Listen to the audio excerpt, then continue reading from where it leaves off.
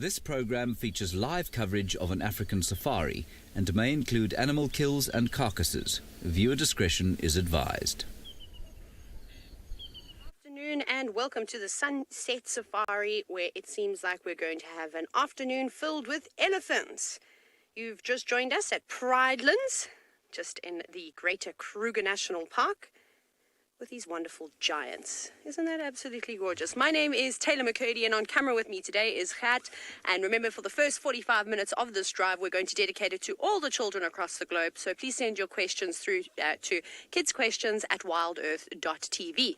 But you're more than welcome to send your questions on through #WildEarth or comment on the other social media platforms, and we'll get to yours a little bit later. So those young bulls have just disappeared off, but look at our friend over on the right-hand side.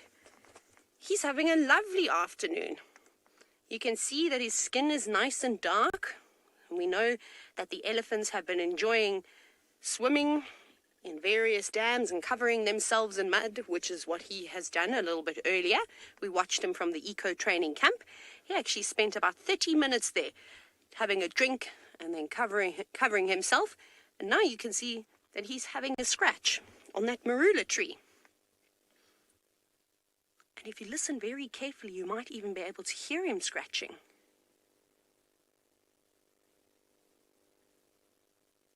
No, he's listening to us now, so he's stopped and he's not going to scratch anymore. But that's a very small tree that he's rubbing up against, and you'll see when he does give his shoulder a bit of a scratch, the whole tree shakes. And if there's any squirrels or anything living in there, they're definitely going to get a bit of a fright. See, look how he's covered that all in mud. So that's a very good thing to know in these drier seasons, is that if you are out doing a bushwalk or you're trying to find fresh evidence of animals, have a look on the trees and grass and any logs or rocks or termite mounds near dams, and then you can see how long ago an animal was there, because there's no chance that a buffalo or a warthog or an elephant will walk past after it's had a bit of a wallow and not scratch on something. He's just added another layer. Now he's going to go back to eating.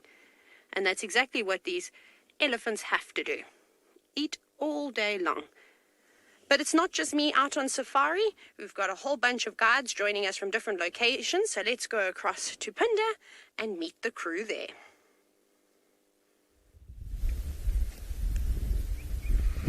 Hello and welcome to andBeyond Phinda Private Game Reserve. My name is Damon. And behind the camera we've got Marcel this afternoon, and we've started our afternoon checking out some of the water holes in the grasslands of the far south of our reserve, and we've managed to find a whole bunch of very pretty birds that are coming down to drink.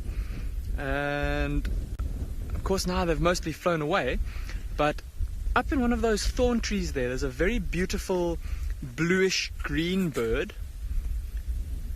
called a Cape Starling, also called, or used to be called, a Cape Glossy Starling. Look at how shiny it is. Oh, and then they fly.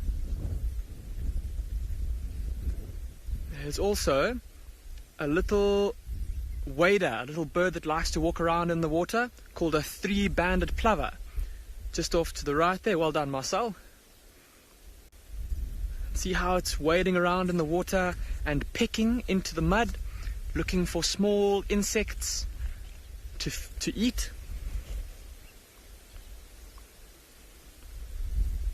And have a close look at its chest and count how many rings you can see. And that's where it gets its name from, a three-banded plover, because there's 3 little rings down its chest. And little birds like this three-banded plover like to spend time around the water. This is where they get their food. Feeding on... Oh, look at this! There's a long-tailed paradise wider that's just flown onto the top of the tree there. Let's see if we can get it with the camera. Marcel zooming in there. Have you got him? Awesome! Look at that bird! Look at how long its tail is! It's absurd. And that bird is called a long-tailed paradise wider, and that is what the male looks like. And if you have a look at the female, she is a very different color. She's like a brown, gray color. And the reason why the male looks so different is because he has to try and attract a mate using his fancy feathers. And so whichever male, oh, he's flown off. Whichever male's got the fanciest feathers, the longest plumes, will be the male that gets the most females. And I want to show you a photograph quickly of what they look like, how different they look. So I'm just going to get my bird book out. Let me get my bird book out. Here we are. So there is the long-tailed paradise wider, and the bird that we just saw now. See the male that we just saw with the long black tail and the beautiful chest that's like that orangey yellowy color. And then there is the female. Look at how different she is. She's that kind of drab brown color because she doesn't need to show off and because she needs to be camouflaged when she sits on the eggs. Alright, we're going to do a bit more birding here and see what other species we can see. And then our plan for this afternoon is to go and look for some cheetah and some rhinos and maybe later this evening some lions. So stick with us, but for the time being we'll send you across to Nikki at Ngala, who's found an elephant. So welcome to all the kids that are currently watching the show. We just found an elephant here at andBeyond in Ngala. It looks like a big bull, just by the size of his tusk and him being all by himself. But a warm welcome. So I'm Nikki, going to be your ranger this afternoon, and with me on the camera is Owen. So let's just head back to this elephant, and just wanted to point out. So before I carry on and say anything else, this morning, Lottie asked me a very good question about the oxpeckers, that if they do feed off the elephants or if they land on the elephants and feed off the ticks. So I did a lot of reading today to try and find out a little bit more about it. And what I found was that apparently the elephant's skin is very sensitive. So those sharp claws from the oxpeckers, as soon as they land on them, they do chase them away. You'll see them flapping their ears or even their trunk. But it's very interesting. It's one of the animals. They have been recorded to see oxpeckers on them, but it's not very often. Just now and then there's been records. But in general, elephants do not tolerate them. And that's just one of the theories. I don't think anyone knows exactly why, but those are just one of the many theories that are out there at the moment. What I'm going to do, bear with me now, this elephant is moving into a dense area, but we might get a view from the back. So I'm going to just wait. Just to see, there he goes. So I'm going to slowly go back. Just bear with us. It's going to take me 2 seconds. So now it's going to basically test my reversing skills.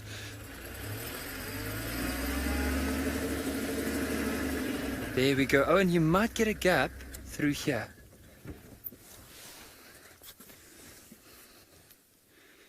There we go. Oh, and you might get a gap through here.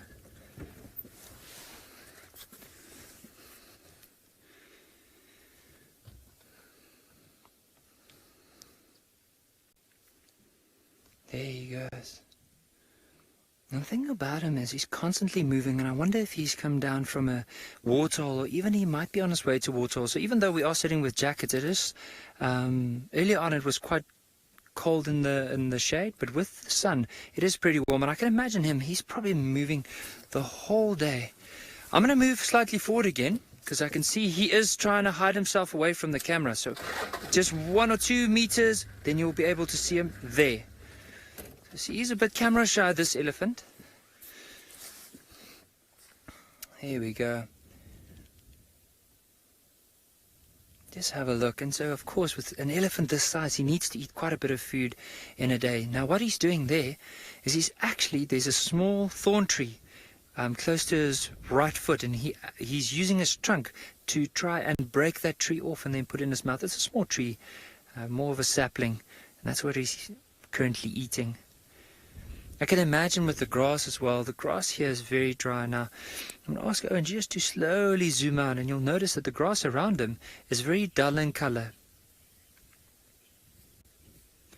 Very dull in color, and so he's probably avoiding all the drier bits of grass, and he's going to the more lusher green vegetation. But I think for now he is moving off, and he probably won't stay here for too long. But I think for now, let's go back to Taylor, who apparently has an elephant that's currently rubbing itself.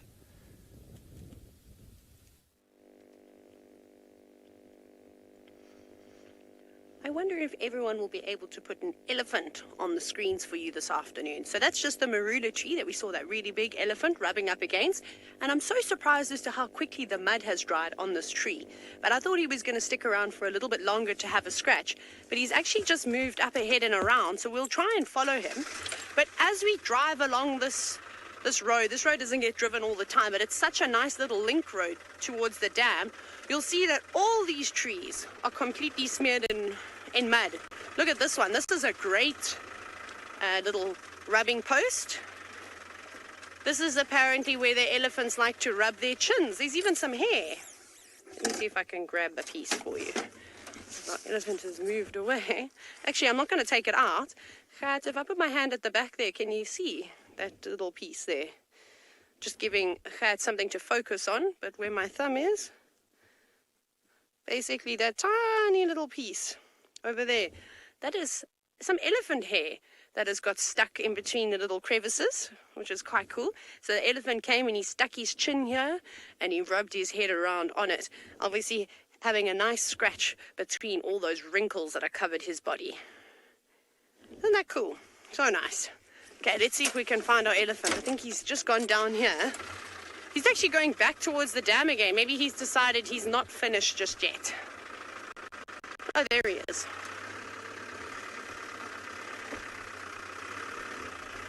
Darcy, I wish that you saw the elephant we watched yesterday. He had enormous tusks. They were almost touching the floor.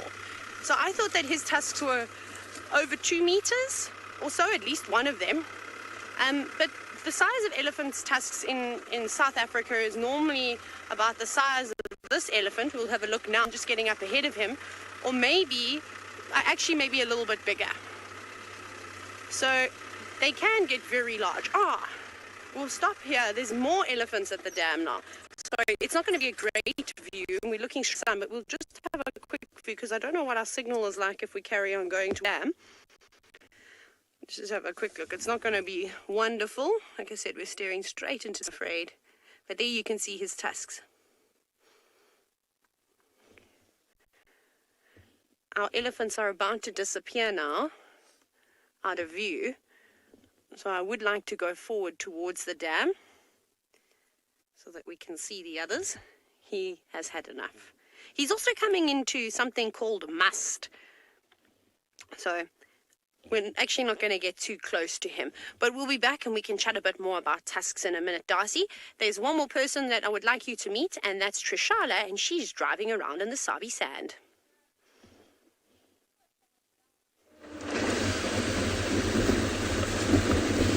Hello everyone, it's me, it's Trisha, and I've got Darby on camera this afternoon, and it's still very windy, Djuma, and you can see that we have a bit of a rolling start, and that's because Tlalamba, the leopardess, has been around, so we need to work hard to find her. She's been in this area, so we're going to be driving a little bit and looking out for tracks. But first, I'll show you a gorgeous view. You can hear how windy it is. That's probably why Tlalamba has been walking during the day. Full sunlight at about 1 o'clock. Alarms started going crazy around camp, and then she was around quarantine at about 1 o'clock. And since then she's moved, but we don't know to where. So we're looking around, and we need to make sure that there's no tracks crossing the road along that area. So far we haven't found any, and that's cool because it means that she's somewhere in that block. Hopefully we'll be able to find her. I say this wind will be good for her because other antelope might get a little confused about which side she's coming from, which area the smell is coming from, because it's not just from one direction, it's kind of getting mixed up, so she won't be able, or the antelope won't be able to pick up where she's coming from, which will be really good for her, and maybe she will get a meal today. All right, let us go on our way.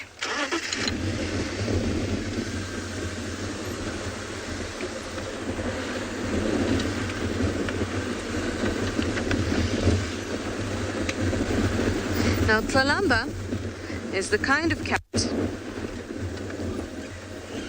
who is very curious and very playful, and generally doesn't walk around with a plan or a mission. She just walks.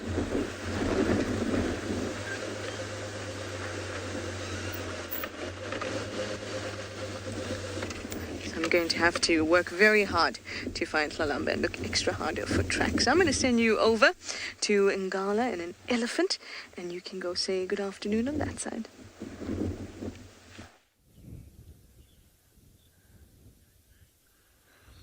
So we just found another elephant here, but I want you to have a look at its eyes. You'll see now and again it closes its eyes. Now earlier on, this elephant, we actually caught it sleeping. It was standing up and sleeping, so let's just have a look at the eyes. Can't see any movement. I think this elephant is sleeping at the moment. See, not his trunk's not even moving, not his ears, not his tail.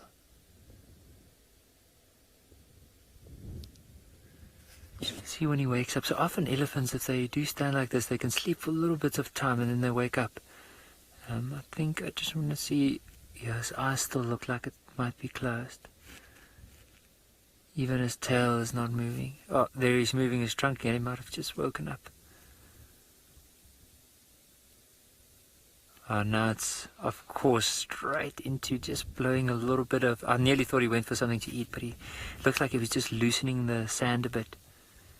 But have a look at his eyes again. It might only be a little while and then he falls asleep again.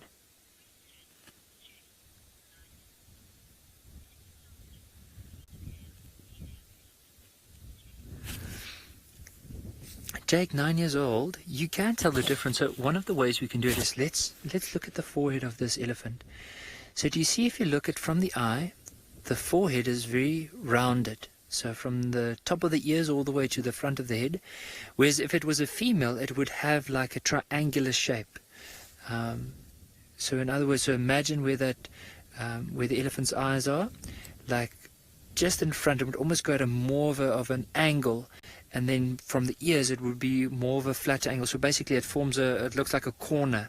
But I will illustrate that soon. As soon as we zoom out, I'll illustrate my hands to do it. Another way of possibly saying that is if they are by themselves. Now, just to show you here, if I can illustrate. So let's say my hand here is the forehead of an elephant, and where my thumb is would be the trunk. So a male has like a curve forehead like that. So see the curve shape. A female has more of a angle. So if you can imagine that as an angle, that is how a female would be in relation to that possibly of a male, which is more of a roundish forehead. So that's one of the ways we can tell it apart. But just refocusing back on this elephant, is if you notice, just look at how he's actually starting to rest his trunk on top of his tusk. He is so tired, and it might have been like he's been moving the whole day, probably feeding as much as he can, probably gone to water a bit earlier, and now, of course, he's a little bit tired and he's just trying to catch up on a bit of sleep.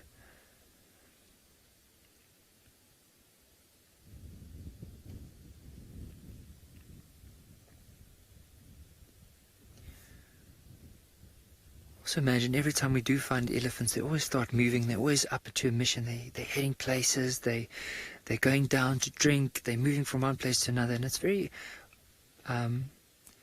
unlikely to find them like this, especially if they are so tired and now and then drift off to sleep. Have a look, and if you go slightly down with the camera, you'll even notice how he's resting that trunk of his on his tusk.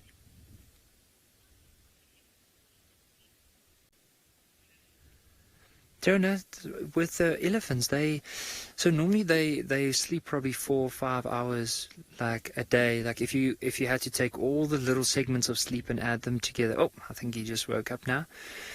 But whenever they sleep like this, it's normally only 5 to 15, maybe 20 minutes at a time, if that long. Like it's really hard, because sometimes if you find an elephant, I think as soon as there's any movement or they hear anything, of course they'll wake up.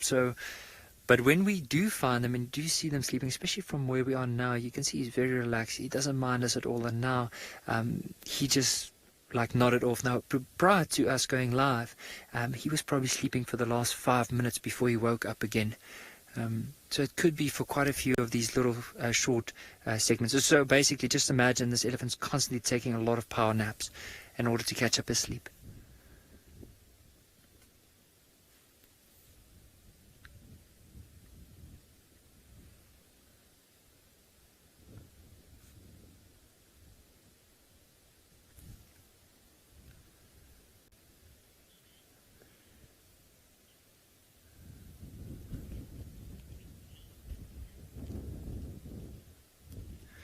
Yeah, that's with the elephants. When they get older, I would say they do look like they are a little bit more wrinkly, especially when they start losing weight. So normally elephants up to the age of 50, 45 to 50, that's when they're in the prime of their life. So that's when a bull is probably the biggest that he's ever been. But then as he gets older and his teeth starts wearing down, he starts losing a lot of his condition. And so because of that, it looks like the skin is a lot more saggy, a lot more wrinkly. And that's normally the older they get, almost like towards the end of their life.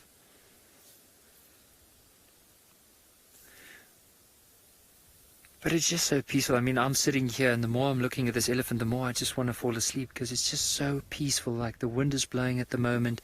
You can hear the leaves of the trees. It's getting to that time of the year where a lot of the trees are losing their leaves. The grass are also quite hard. So you can hear the grasses moving. You can hear the branches, some of the leaves rubbing up against one another. And of course, now and then you'll hear the elephant just blowing quite hard out of his trunk, just maybe to clear those nostrils from any sand. Oh.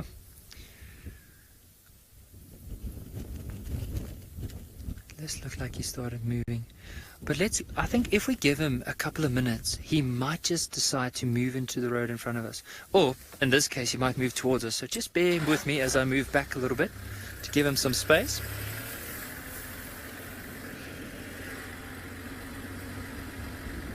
So what I want to do is, firstly, if we talk about elephant behavior, so if we stop like this, we are quite far away from him. So if we do need to move back, we'll move back. But I don't know if everyone saw what he did, but as he came closer, he started flaring his ears. So see that behavior?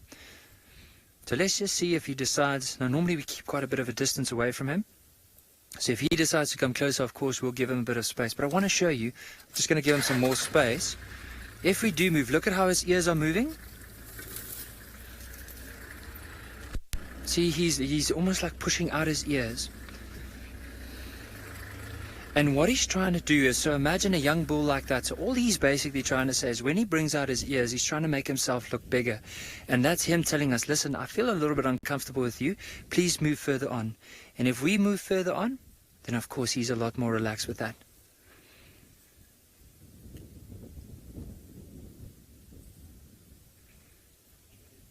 So I'm just going to lean out of the way so my head's not in the way. Just might see the trees moving or him moving behind the trees.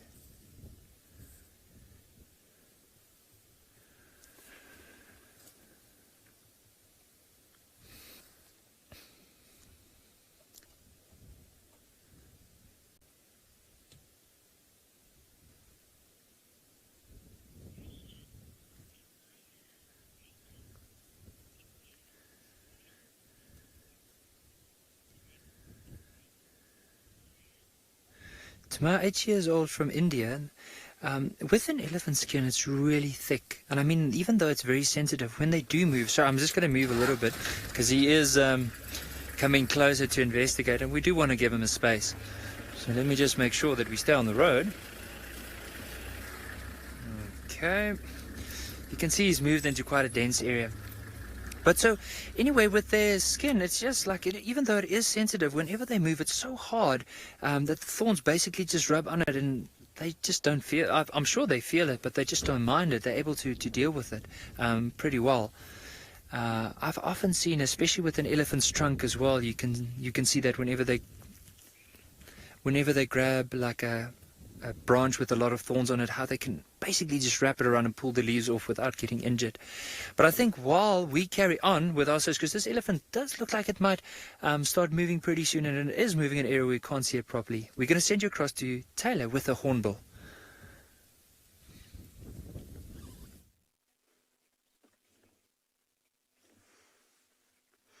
We've got all sorts of wonderful things happening at the Ndlovu Dam just outside the Eco Training Camp this afternoon. It seems as though the Hornbills have arrived, and they have been opening up elephant dung, but now they've moved on to tearing open the plants, not to eat the plants, of course, but I think with this little bit of vegetation that's left around the dam, there's all sorts of insects and things hiding underneath those leaves of those plants or utilizing the shade, and you can see how it's also kicking up some of the sand with its beak. Also maybe flicking the sand up is a better word. Oh, what was that? Probably nothing. Sometimes hornbills get a little bit excited and they pick something up, and then it's nothing. But look at it go. It's working very, very hard. You can also see how dirty its feathers have got. Normally they're lovely and white in colour. So this is the southern red-billed hornbill. And hopefully the other hornbills will come and join, because there was a yellow-billed hornbill that was flying around. And I can hear them every now and then. And they normally don't like one another. But every time I sit and watch hornbills, it always amazes me, as a bird with such a long beak has such accuracy. I really do love the way that they'll find something, they'll catch a little insect of sorts, and then pick it up and throw it up into the air and catch it every single time. And probably little, oh, no, it's got a bit of a scratch now. Here you can see it digging again. There might even be lots of ant lions around, and they make these little conical shaped sort of pits in the sand. And sometimes when we come and do walks around here, but its feeding time is going to end early because an elephant is right behind it. Hello, elephant. Did you not see that that hornbill was looking for some lunch? No? It's a young elephant. Going to shake his head at us now? Of course you are. He's just saying that he doesn't appreciate us watching the hornbill and not paying him any attention, so he's going to sulk and he's walking away. Bye, elephant. See you next time. He didn't even really have a splash in the water. He just had a bit of a drink. Oh, okay, that's a bit rude. Anyways, where have the hornbills gone? Oh, there they are. There's two of them now. Normally you see them together. At this time of the year, though, we're seeing 3 or 4 together, because the adults have got their youngsters with them, but they're pretty much able to do their own thing and feed for themselves. You can see that one looks like it's pecking at a paper thorn. What have we found underneath there? Also lots of impala dung. Those are those little brown pellets that you can see in between the birds. So they have been coming down all day to drink at the dam. Been lots of activity.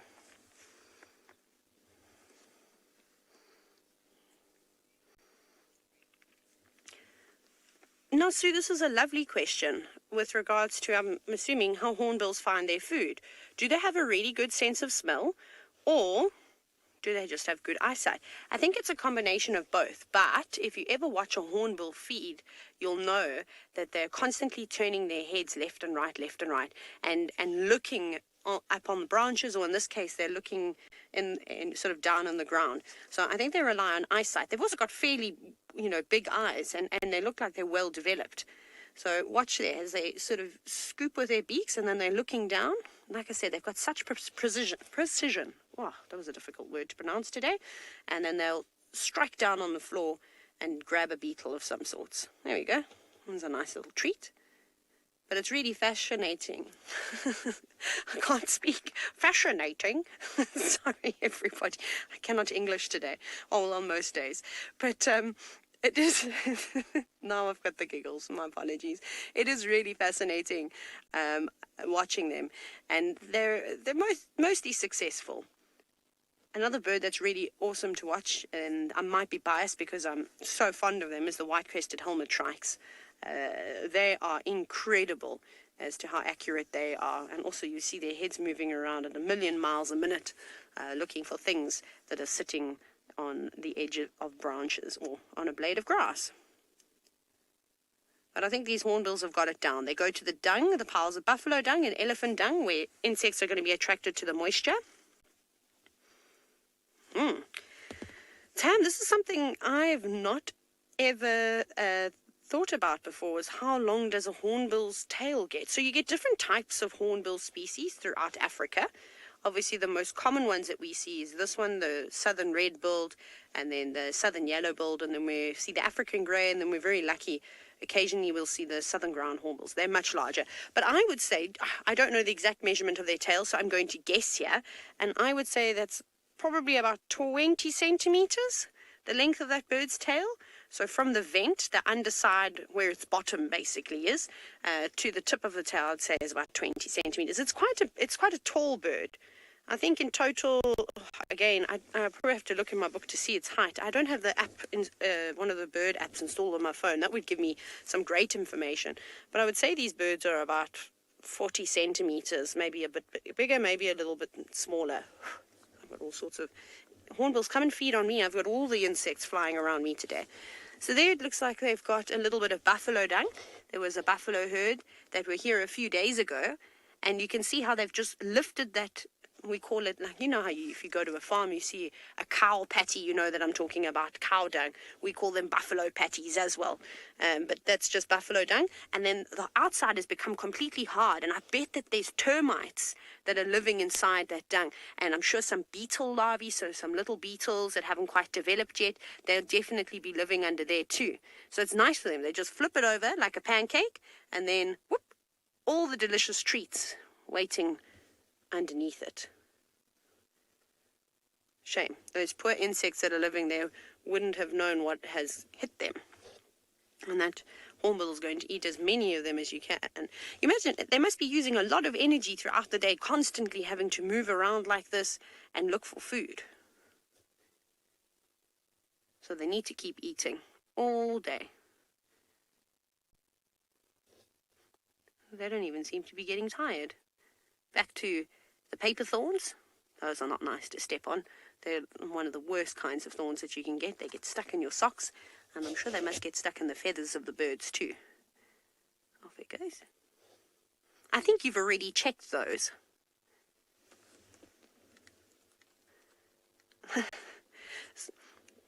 So we have a question from Final Control, one of the directors, about how these birds actually get the food into their mouth. So literally they grab the bird with the prey, whether it be a caterpillar, they love to eat caterpillars, or a moth, or pretty much anything, little beetles and things like that. They grab it with the tip of their beak. So it's almost like using a pair of tweezers. They'll hold that and then they throw it up into the air. So if it's a little beetle and it's small, they don't really need to squash it much. If it's something larger, like say a chafer beetle or an acacia click beetle or something like that that's got quite a hard shell, a hard carapace on it, it might have to crush it a little bit with its beak. And with caterpillars, if they've got hairs on them, you'll see them take the caterpillars and wipe them on a branch to remove all those hairs that might irritate their throats a little bit. So then once they've happy and they've killed their prey, if it is big enough, then they literally just throw it up into the air and open their mouths. I always describe it as if you were to take a Smartie or a raisin or a peanut and you throw it up in the air and you try and catch it in your mouth. That's exactly what these birds do, but they never miss. Now, from this bird, we're going to go over to another one that makes a really strange call.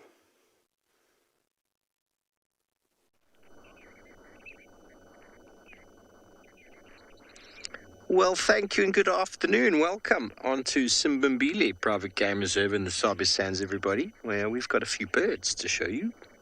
Some wonderful grey go-away birds there on the right. A little starling on the left. As Trish explained, it's a very windy day. Everything's a bit jumpy. So we're going to check watching holes to see if we can find any animals. You can probably hear those little squeaks going around. Those are the red-faced mouse birds. Good afternoon. Hello, my name is Steve, joined by BK on camera. Very excited to have you with us. Let's see if we can get a red-faced mouse bird on camera. BK, top of this bush. Over here. You can hear them. Chee-chee-chee-chee. No, yeah, right there. Right there. All of those little guys there. There we go. There's the red-faced mouse birds. And they're all coming to drink, you see. Birds love to hang out in these very thick sort of thorny vegetation next to water, and they come down to drink. Well, the thick thorny vegetation obviously keeps them a bit protected from predators, and a good place to sort of hang out and preen and clean yourself, and a little bit protected with your friends watching as well. So if a bird of prey, like a sparrowhawk or goshawk, which is the primary predator of these kind of animals, comes along, first of all, it's got to get you out of the very sharp and spiny tree. And second of all, it's got to get past all your friends' eyes. Sorry about that, radio comms. red-faced mouse birds. They are very interesting birds, mouse birds, but very interesting foot structure. You can really go deep into the understanding of birds by their feet. And mouse birds are really quite unique in that everybody probably knows that most birds have got 3 toes forward and 1 back. Some birds have lost the back toe altogether. But mouse birds have the ability to have 3 toes forward and 1 back, 2 forward and 2 back, and 4 forward. So they're able to actually change their toe structure, which I think is absolutely incredible. And that's because they hop around in trees, they hang, they cling. There we go. They've all come down to drink with another smorgasbord of birds there, which is really cool. Look at that. The starlings, doves. So these 2 different starlings there. The mouse bird. This is great. You see how many birds there are?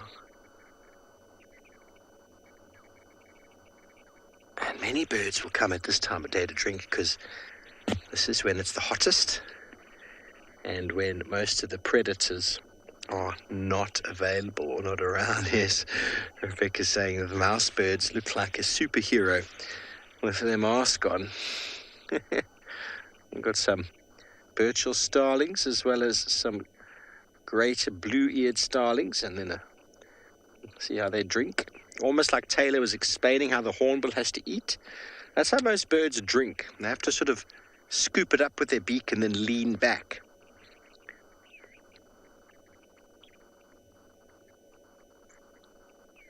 Always a great place to come and watch birds is at watering holes. Many people have got little bird baths in their garden, attract birds to come and say hi. Wonderful place for photography, as the birds are going to come to you.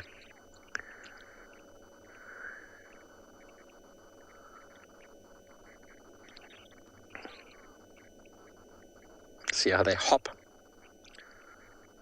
And the starlings have got 3 toes forward and 1 back.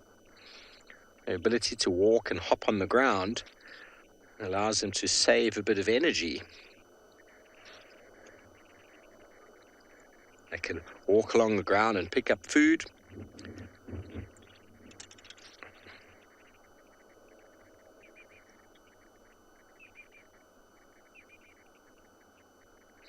Thirsty work today.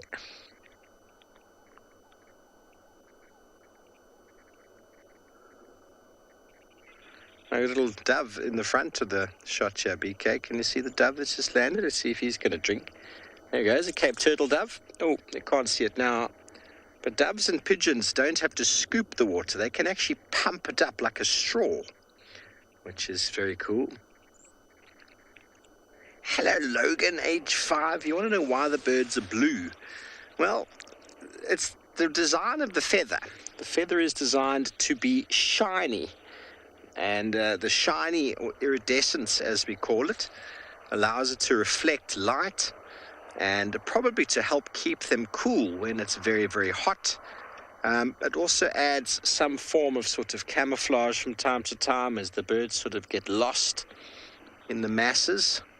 But it's a very good question. Why be blue? You seem to stand out, don't you? But only really in the light. When there's no light, they go a little bit darker in color and they seem to be black. And the purpose of that is very hard to tell you, but there's mainly black in the feather. And the black is what keeps feathers very strong. And the melanin helps to keep them strong. White feathers are very weak and they have to be replaced a lot. There we go. That's a Burchell starling at the back that just chased that smaller bird away. And there's a blacksmith lapwing in the front. Now, white feathers have to be replaced many more times than black feathers. And so it's a bit of an energy expenditure. But it's a very good question. There's lots of blue birds. There's lots of very colorful birds. And then why is his eye orange? It really does. It's very confusing. Great for identification, but why indeed?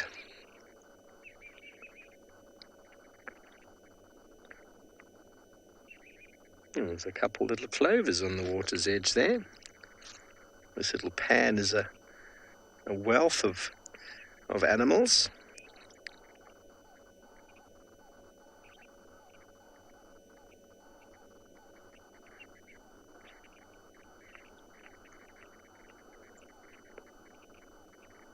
You see how they like to drink together, because if a sparrowhawk comes, they've got a 33.3% chance of surviving, or of it being them that gets taken. If you're on your own, guaranteed it's going to be you. Strength. Look how that light shines off those feathers. Isn't it wonderful? So it's actually a type of pigment in there called carotenoids. The reflection, and there's melanin for strengthening. Love how that light of the water is reflecting off this one's chest in the front. And nice to see why they called the greater blue-eared starling. Can you see the sort of dark patch behind the ear?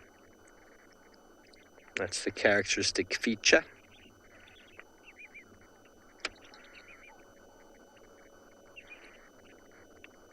Let's see the lapwing to the left of him, big blacksmith lapwing. Now, if we can see him, he's got 3 toes forward. He doesn't have a back toe. He's an aquatic bird. He's lost the need to have a back toe.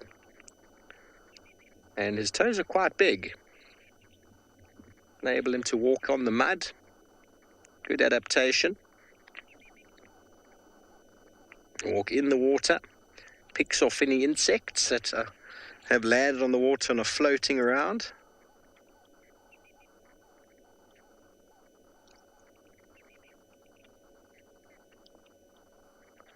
Hello, Hanu, age 12. You want to know the difference between pigeons and doves? There's not really much. They're from the same family. They're both from Colombo family. And pigeons are just bigger, really. I don't actually know what the huge difference is between them. They both drink water the same way. They both look very similar, although pigeons are generally bigger. The African green pigeon is the most colourful of them all and is 100% a fruit eater, whereas the rest are pretty much seed eaters. And pigeons, as well as doves, are unique in their ability to make pigeon milk, which is basically through the food that they eat. They're able to produce milk inside of their crop, which they can regurgitate to their chicks. It's a very unique strategy.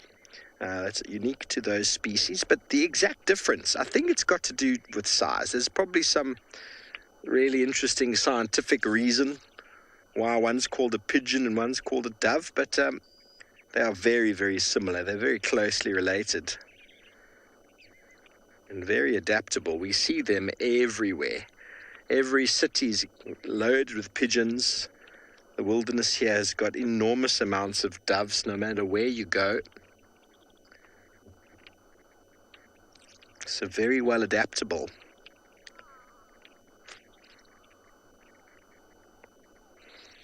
Now, what I love about this blacksmith lapwing is if he turns his back again, have a look at his back. He's actually got a self-portrait of himself on his back, which I think is quite vain, to be honest. A tattoo of yourself on your back. Wait for it to turn. Come on, mister. Or missus. I can't really tell. They're identical, the male and female. And they're called the blacksmith lapwing because the noise they make sounds like pieces of metal being hit together.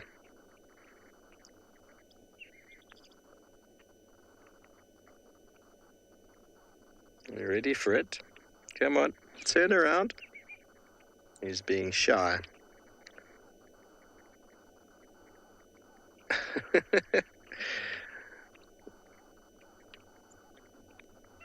He's not not vain enough to show us. Really is quite funny when, oh, there we go. Oh, scratch the head. You see, I took all the mud off the foot first before scratching the head.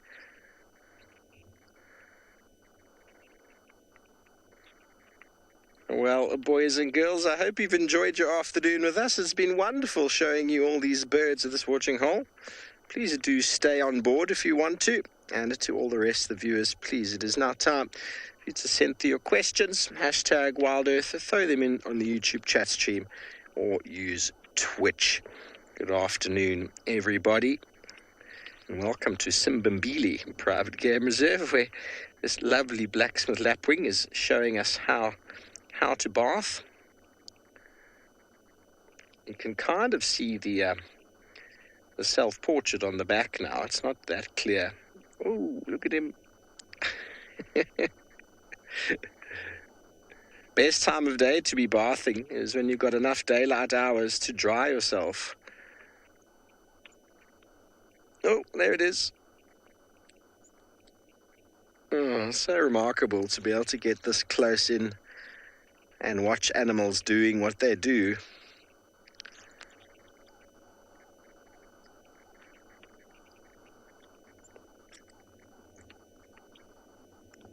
Look at how the water just goes off the feathers like it's nothing. It's from the preen oil. There we go. Oopsie. A little hop, skip and a jump there. Look how fluffy he is now. Now he's going to go through every single feather and ruffle it and sort it out. Probably access the preen gland on the, there we go. There's the preen gland just above the rump. And go through all those feathers once again and just make sure that they're waterproof now that the dust is off. This is a daily ritual for birds. Cleaning, removing parasites. There we go. That's the preen gland right there. Rubbing it on the feathers now. Oil is very water insoluble. So if you've got oil on your feathers, the water just rolls right off it. I use actually very clean engine oil on my leather boots, and that keeps the water off, which is quite interesting. Gives longevity. There we go. There's the preen oil. Some serious acrobatics to be able to stretch your neck like that. Can you imagine? I struggle looking back at the camera sometimes, and this guy's able to touch the back of his lower back. Very special. There we go. Shaking the feathers out. There we go. There's the preen gland right there underneath that last layer of feathers. It's basically just a gland that they're able to access by touching their sort of beak against it. It excretes oil, which they then rub all over the place. Oh, you're looking magnificent now.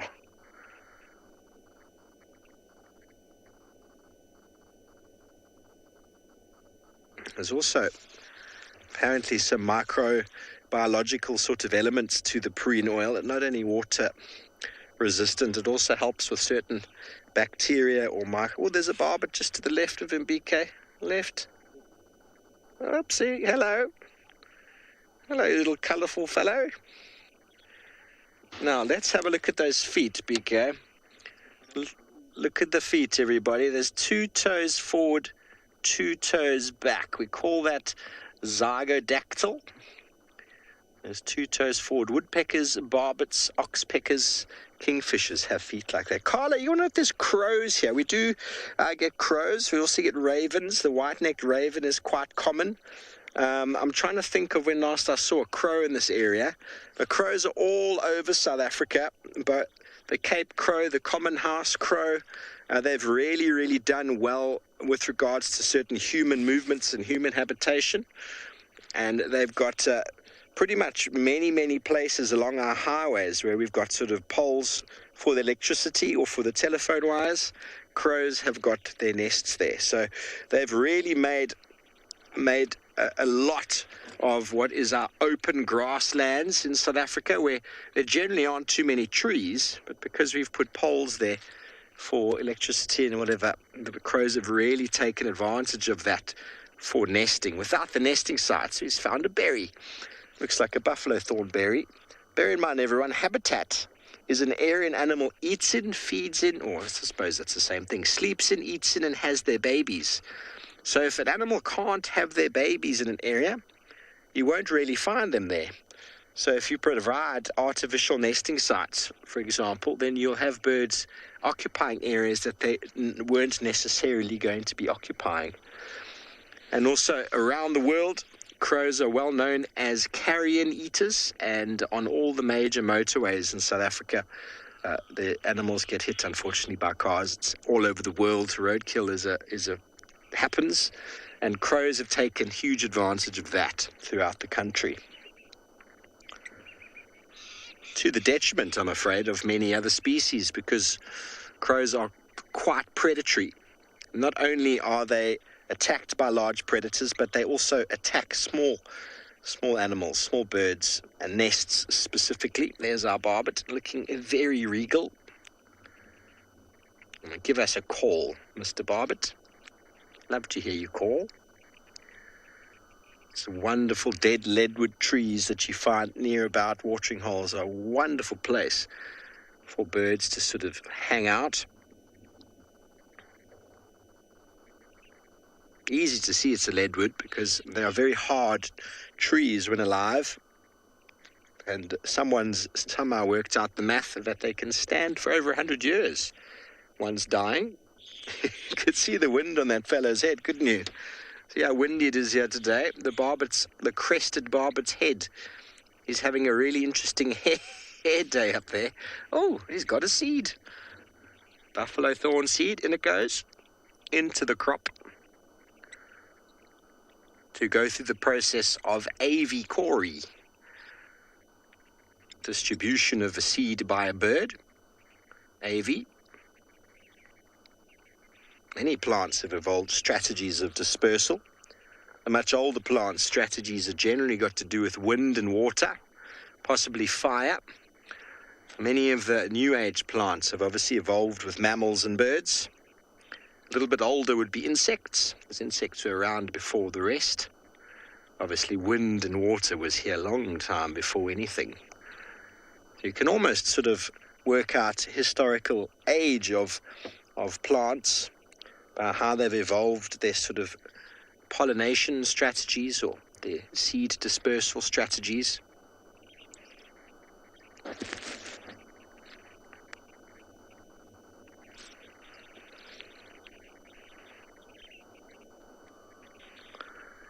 Hello, Edward. That's a very good question. I've never seen proper murmurations in South Africa. We do get the starlings here that accumulate in pretty large groups, but nothing quite like what you got there, BK. Was a little hole. Nothing quite like what you see up in Scotland and in the UK, United Kingdom, where the starlings dance. It's the most incredible thing, everybody. Ooh, there's a starling and a red-faced mouse bird and a Cape turtle dove on the top. So if you've never seen it, everybody, the murmurations of starlings are the most incredible sight to see. We have something similar to it in the form of quailias, how they move across the landscape in their hundreds of thousands. They don't move in the same murmuration, but when they move from feeding ground to breeding site, they move in a very sort of musical way, which I think is quite incredible. But it's nowhere near as sort of crazy as the murmurations of starlings.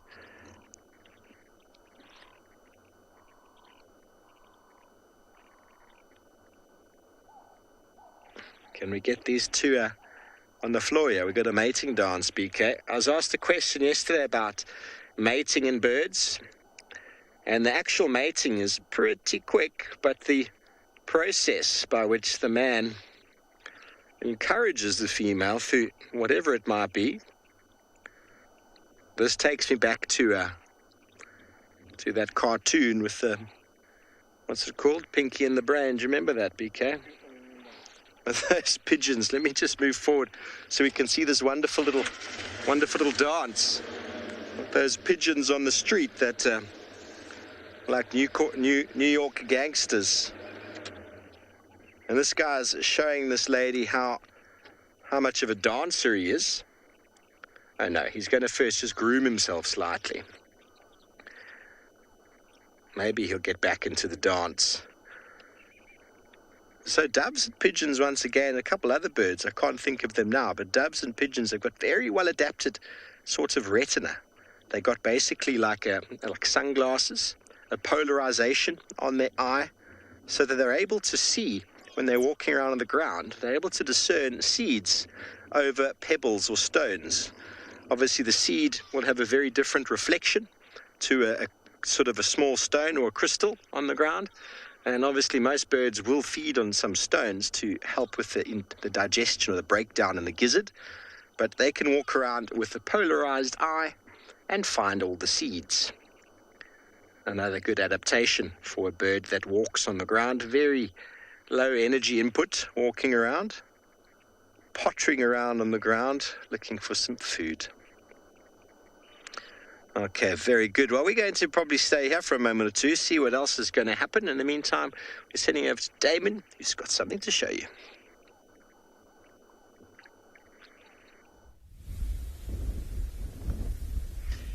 Welcome back to andBeyond Phinda Private Game Reserve, everyone.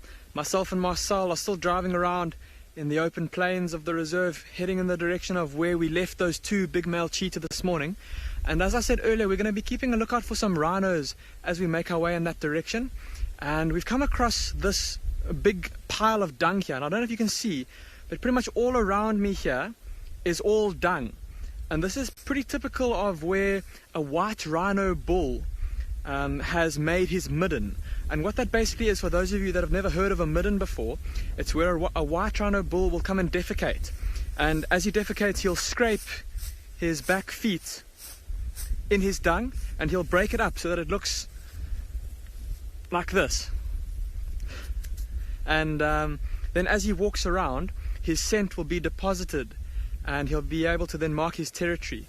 But what's interesting about this particular pile, so like I said, this is all dung all around me, but there's dung of not only a white rhino, but a black rhino too. So I'd like to show you the difference quickly.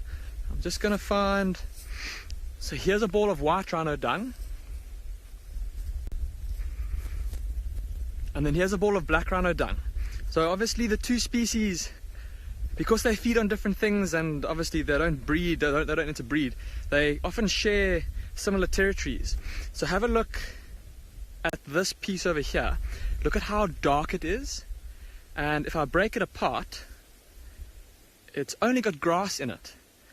And because a white rhino only feeds on grass, that's how we can tell that this is from a white rhino. Only grass inside, and so it goes that very dark green blackish color. So pretty easy to tell. And then this is from the black rhino. So again, it's not the freshest, but I don't know if you can see, there's a slightly different color to it. It's almost like a more red color, and that comes from the tannins in the leaves and the twigs that the black rhino feeds on. And one of my favorite things about a piece of black rhino dung is if you break it open and you pull out all the little twigs that it's been feeding on. Let me find you a good example. There's one there. Now, I don't know if you can see, would it be better if I put my hand behind it, Marcel? Is it okay? So if you look very carefully at that, have a look at how that twig has been cut at a perfect 45-degree angle. Is that not just incredible? And that comes from the way that the rhino's molars work. As it feeds, its molars always cut the twigs at a perfect little 45-degree angle. So an interesting little stop. And we're going to keep a lookout for some rhinos as we keep on in our search for these cheetah.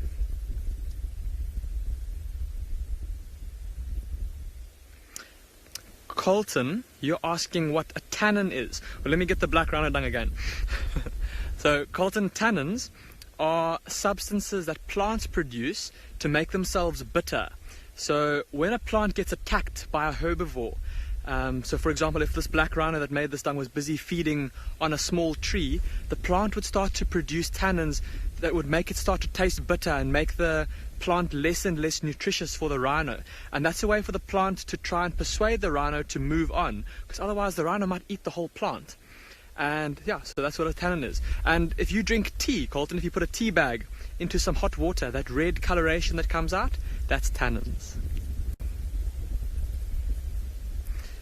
Alright, so just as these white rhino and these black rhino will use their dung to mark their territory, the male cheetah that we're looking for will do a similar thing. They'll also defecate, and in that way they'll be able to mark their territory. But we're going to carry on looking for those cheetah. In the meantime, though, we'll see who's got some more birds for you.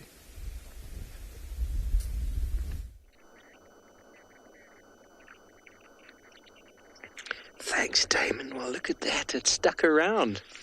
Beautiful golden-breasted bunting. Now, for many of you new viewers who are watching the show with us, I know many of the old viewers keep a bird list of the birds we show them. By all means, feel free to do the same and let us know. You could directly message me as well. Tag me on Twitter and let me know your list. It's always nice to see who's got new birds.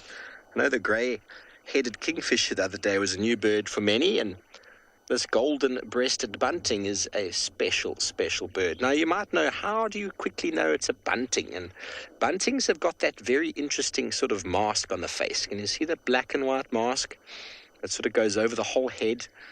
Now, you get other buntings, the Cape bunting, the rock bunting, the cinnamon-breasted bunting. They've all got a very similar look to that head. Obviously, the golden-breasted being the most sort of colourful in the chest. The other common one we find around here specifically is the cinnamon-breasted bunting. But if you saw it, you wouldn't see the gold, obviously. You'd see a much lighter sort of cinnamon colour. But the head and the mask are very, very similar. He's trying to think, am I going to go down onto the floor and drink? Striped horse, all the birds that we have now are residents. They won't go anywhere, and they've adapted to eke out a living in the dry winter months. They specialize in a certain way. The migratory birds have an enormous journey and undertaking ahead of them, and many of the migrating birds are specifically insect eaters, coming for the proliferation of insects as time goes on. Now, another foot structure we can see here on this bird, he's moved his bottom, but he's got one toe back and three forward. That's a very classic foot structure of songbirds and what we call perching birds, are also known as passerines. That's the very classic case. We get passerines, near passerines, and non-passerines. Now, that might sound like some really crazy mumbo-jumbo, but passerines basically means three toes forward, one back, on the same level. So pretty much all of the nesting birds that we see that nest in trees, that make some form of a ball nest or a cup nest, so the drongos, the battises, the crombecs, all these small little singing sort of nest building birds are called passerines. Okay, they give birth to chicks that are born blind, and they hatch helpless and useless in the nest, and so passerines are pretty easily identified. Now, non-passerines, which is obviously the opposite to passerines, are all those birds that are on the ground that have a strange foot structure, like a duck, a stork, a cormorant, a penguin. Any of those birds, that foot clearly doesn't have three forward and one back. Ostrich, any of those ground nesting birds. And the ground nesting birds give birth to what we call precocial chicks, which means that they are born and follow mum around, like a chicken. A chicken hatches and suddenly pluck, pluck, pluck. All those little fellows are following mum around. So guinea fowls and ostrich and francolin, all of the birds that you find around water, walking around pretty much, we call non-passerines. So a very broad group between the two. And then the interesting one is the near passerines. Now, the near passerines are birds that have a lot of similarities to the passerines in that they live in trees and they nest in a hole or whatever it might be, but their foot is slightly different. Like that barbet had two toes forward, two back. He'd be a near passerine. Woodpeckers, as well as bee eaters, their feet are strangely different, but yet they are still perching. So don't let it overwhelm you. But all of our little songbirds, little finches and the like, we call passerines. So those are the three broad groups.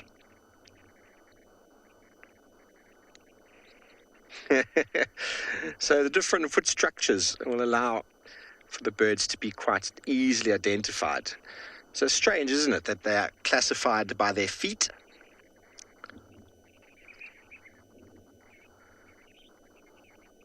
So essentially, this bird now is holding on. Now, if you just demonstrate this with me, take your hand and pull your hand together into a fist. So to tense your hand, you have to pull the ligaments.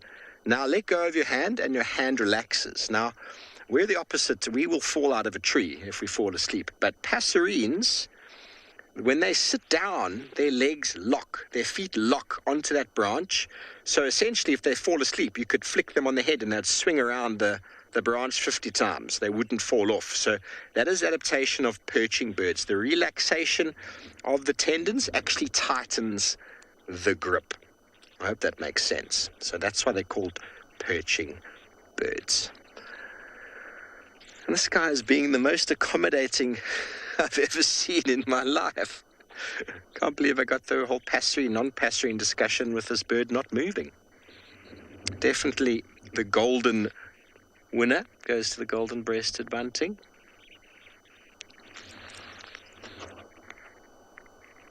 Well, Beak, there's two of them. One above it there. Did you see that? I just saw it now. Just there. Lewis, yes, birds have got very, very well-adapted flying patterns. And you can actually identify many birds by the way they fly. We basically, when we see a bird, we incorporate a little sentence called general impression, shape, and size, or GIS for short. So the way a bird sits, the way a bird walks, the way they hop, the shape of the body, and the way they fly, all of those general impression, shape, and size can make you easily identify a bird. For example, woodpeckers have got a very particular way of flying and how they hold onto a tree. Mouse birds fly in little groups. Some birds, like hornbills, have got this little bobbing sort of up and down float. Everyone's seen The Lion King, and you've seen how Zazu flies. That's exactly how hornbills fly. It's like flap, flap, glide, flap, flap, glide. So those particular flight patterns help us to identify birds on the fly. And I mean that literally, because you see them and you go, oh, it's that. And when you start birding, you don't really notice that. But those little things come out and you end up going, oh, that looks like a swift or a swallow. Now, swift and swallows have got, what's the right word? They've got incredible fast flight. They are swarming up in the atmosphere. They're looking for flying insects. Although the swift and the swallow are completely different species, they've evolved under very different conditions, but they've evolved to fly very much the same way. Just like if America makes an airplane or jet and Russia makes one, they come to a very similar design, because the design is what it's all about. The design is maximizing that organism's potential to fly. And many of the jets we see in the world are actually mimicked from falcons, and the way that falcons fly and the way that planes are evolved and adapted is all to do with efficiency or speed or cutting through the air, whatever it might be, and that's all related to how birds have managed to do it. I hope that makes sense. But every time you see something flying, if you look in a bird book, you'll actually see certain elements to help describe some birds. And some of it's very particular about their flight. Safari lover, you want to know if the male and female are the same color of the golden-breasted, and they pretty much are. They look almost identical. I think there might be a slight shade difference between them. I'm just going to double check for you. We've never had them sitting like this for so long. Let me have a look. When you look in a bird book, it'll always tell you male and female alike. Yeah, it says sexes are similar. Okay, male has a black head with white stripes above and below, chestnut back. The female is a little bit duller. So normally the case is in birds, males have a little bit more color to them. Not all birds. Some birds it's the opposite way, where the female is prettier. For example, in the African jacana, not the jacana, I mean the stint African. Oh, I'm getting my words confused. What's that bird called again? I'm going to have to look it up. A very funny bird. Fortunately, I have got my app here, which will help me find it. Sometimes There we go. I meant a snipe, African snipe, or the painted snipe, greater painted snipe, where the female is far prettier, I think, than the male.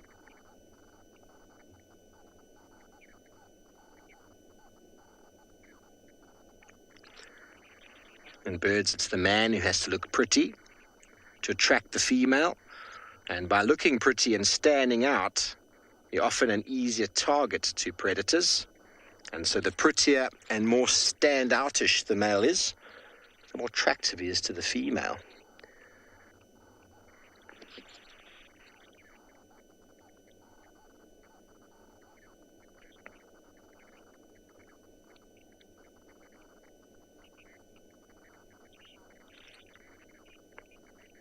Very good. Well, it sounds like Trish has also got some birds to show you. Let's quickly send you over to her. Because they're looking cute. Yes, it is a birding kind of day. It usually is a birding kind of day when I'm feeling a little sad that I couldn't find Tlalamba bird. I think she's gone flat in that block. And in the meantime, we have a beautiful Batelia cleaning itself.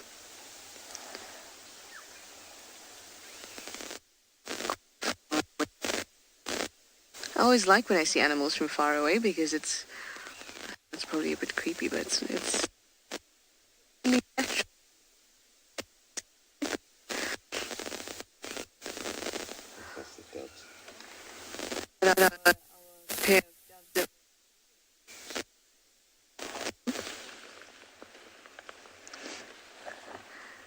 Sorry guys if my mic was not clear there. But we do have the Batelia, there's some doves around, and I did go to the Hyena Den. Not active. And now we're just driving about in the block that we expect Tlalamba to pop out of at some point.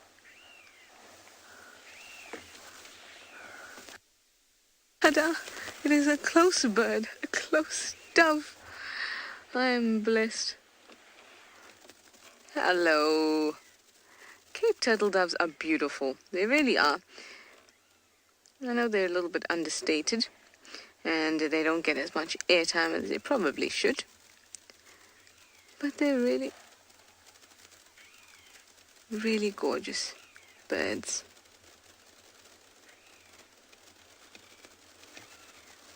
Oh, and the light catching it. Very nice. So it's looking a bit, or sounding a little bit quiet out here today. But that's okay, I'm going to get patient when we're going to keep on trucking with our patience pants on.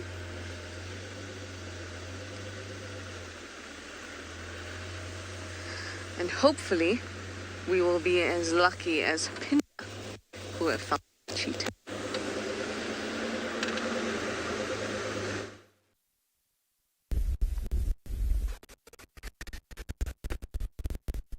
Welcome back, everyone. We've managed to mail Cheetah from this morning, and they're busy walking through the grassy plain in front of us.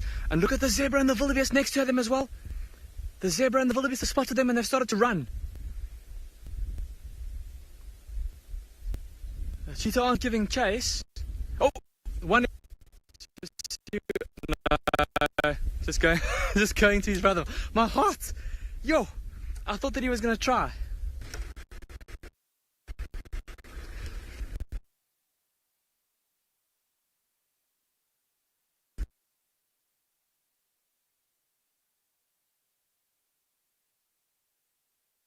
The vehicle, cheetah.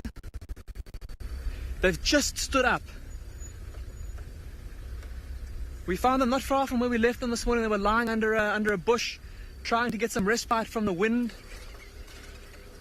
And now they're on the move.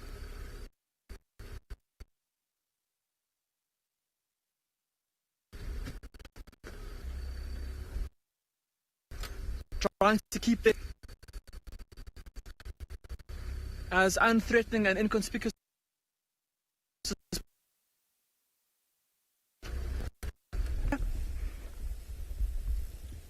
So often herbivores like these wildebeest and zebra, if they spot a predator that's a potential danger to them, and if they're confident enough that they can escape if they need to, they might even come and mob that predator and alarm call at it, as if to say, we can see you, don't try anything with us.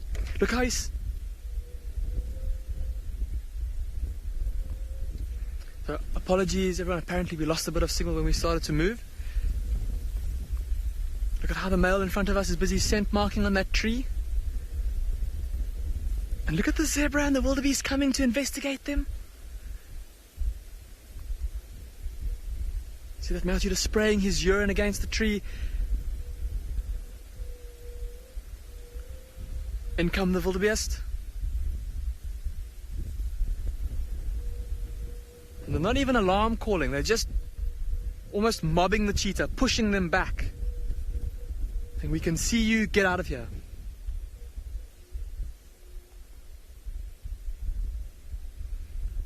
Oh, I hope you're all getting some fantastic screenshots of that. Look at that cheetah with the wildebeest in the background.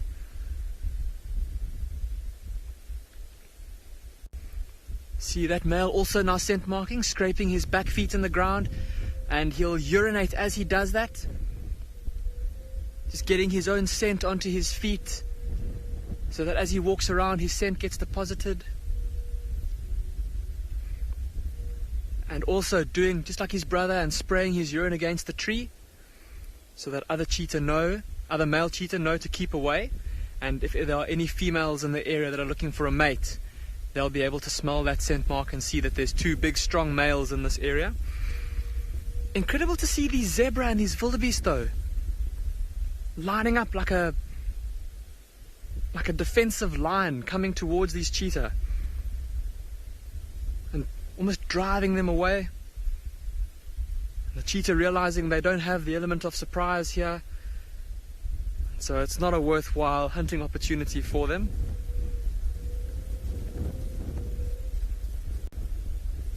Of course, like we said earlier, a wildebeest with big horns could very easily gore and badly injure a cheetah, and a zebra as well. Also, it's a very big animal with a very strong kick, and a cheetah that was maybe too gung-ho in an attempt to try and catch one could get a very bad kick to the face.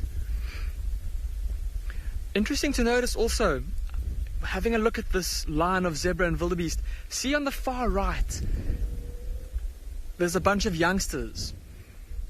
And look at how they've purposely stood the furthest away from these cheetah. Now, if these cheetah did try and hunt those wildebeest, those would be the individuals that they would single out. And those young wildebeest know that, so they've purposely positioned themselves as far away from the cheetah as possible, putting the adults between themselves and the cheetah. And hear that odd little snort, that sound coming from the wildebeest.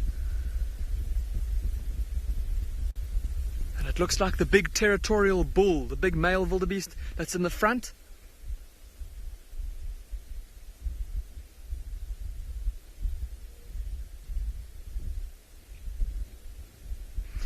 Striped horse, you're asking if there's a certain time of day when cheetah are most active.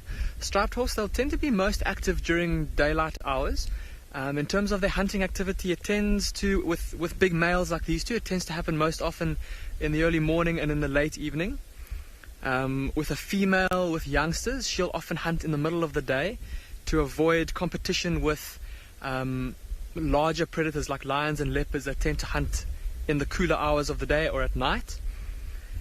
But striped horse, it's possible to see cheetah hunting at just about any time of day, even at night in some places, and under certain conditions. But in my experience, striped horse, with these two male cheetah, this is the time of day that I've seen them do most of their hunting, in the kind of the last few hours of daylight, and even into like the last half an hour after sunset. Okay, they've moved out of view for now, so we're going to try and catch up with them.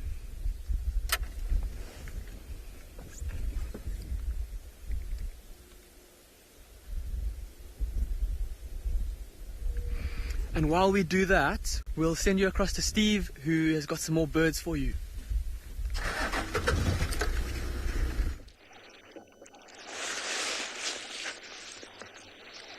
Thanks, Damon. Good luck keeping up with your cheetah. Sorry about the noise there. I just had to put in another jacket, so you might be hearing some rustling as I put my binoculars back on. We've got some lovebirds, everybody.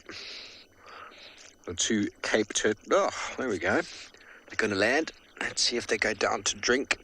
They've been thinking about it. And here they go. Now let's see. And the mouse birds are coming down as well. Everybody wants to come down together.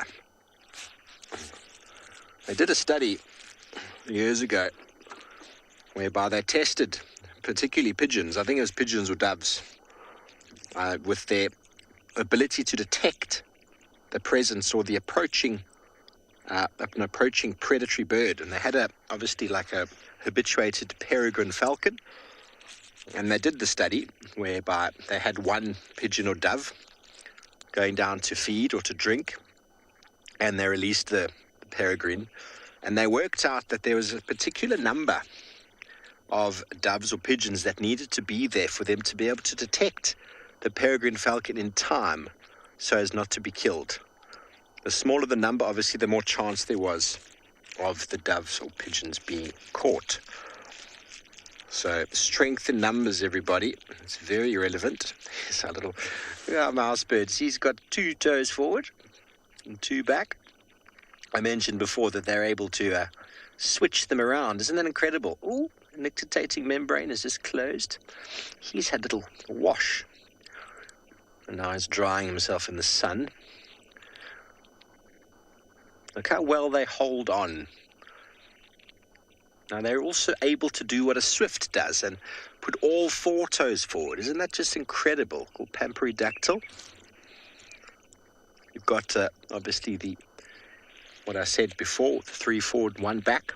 And then you've got 2 forward, 2 back, like an owl or a woodpecker or a barbet called zygodactyl. Oh, look at that. How's that little wing hanging out there? Ooh, that's bliss, isn't it? Absolute bliss. The nictitating membrane is closed.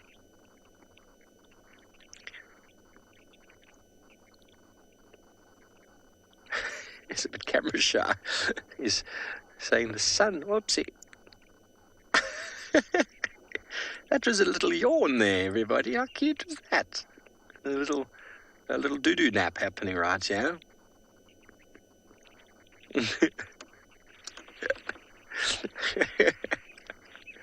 Easing back in the evening, an old man in an armchair with his Superman mask. What wonderful scenes. You get to spend enough time around a watering hole and you'll get to see incredible shots of birds. You can just hear them, the red-faced mouse birds.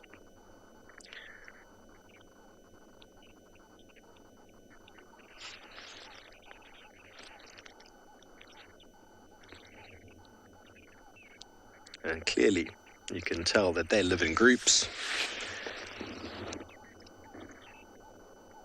They hang out together, they feed together, and we also get the speckled mouse birds here. And did you see how those birds all flew off together? Very interesting. The easy way to identify speckled versus red-faced is that the speckled, when they fly to another area, they fly one at a time. 1, 2, 3, 4, all individually until they're all together. Red-faced flies a unit. So we're talking about different flight patterns, different jizz of birds, and birds flying like that. Mouse birds are very easy to identify because when they fly, they've got that very long tail. And they're very easy to see. It almost looks like one of these grey go-away birds, but grey go-away birds far bigger. It's got more of a flappy sort of gliding flight. So the mouse birds, they're swinging those wings as fast as they can to beat their way through the air.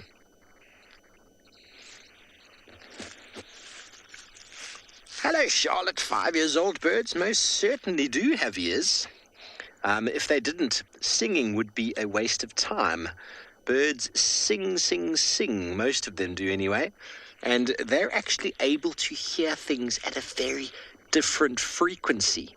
So particular birds sing at whatever volume or frequency they sing at, and their own species can hear those calls over and above all the other noises that are happening. And the singing is very important in many birds, and many songbirds, for territory, for attracting a girlfriend or a mate, and to be able to hear. Here we go. Mouse birds coming in. Gypsy. Sorry, we go.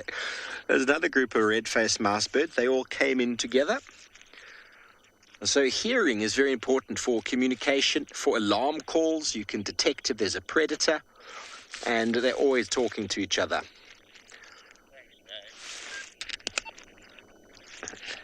Now, when identifying birds, and we spoke about general impression, shape and size, sometimes it's difficult to gauge the size of a bird. When you look in a bird book, you get all these different sizes. You think, oh my word, where do I start? Now, you normally look at a sparrow. Is it smaller or bigger than a sparrow? Okay, and then you go to a starling. Is it smaller or bigger than a starling? And then you go to a dove. Is it smaller or bigger than a dove? And then you go to a guinea fowl. If it's any bigger than a guinea fowl, then you should quite easily be able to identify it. But if it's bigger than a guinea fowl and you're looking at birds smaller than a guinea fowl, you're not going to find it. So those little adaptations or those quick checks will help you. For example, if you looked in any bird book right now for a bird that had a little mohawk like that and a long tail, in South Africa you'd only find 3 species. 2 of them occur here, 1 does not. And if you look closely at it, you'll see they got a red face. And if you read in the book, it'll probably even tell you general habits, flying in groups. I don't know if it does say that in the book, but it's definitely something I know that I've experienced.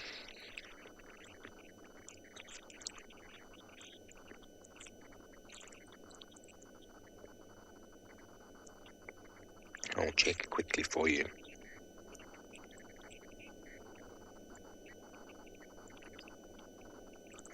Oh, very good. Okay, sounds like we've got Taylor back, and she's got a very cute little animal.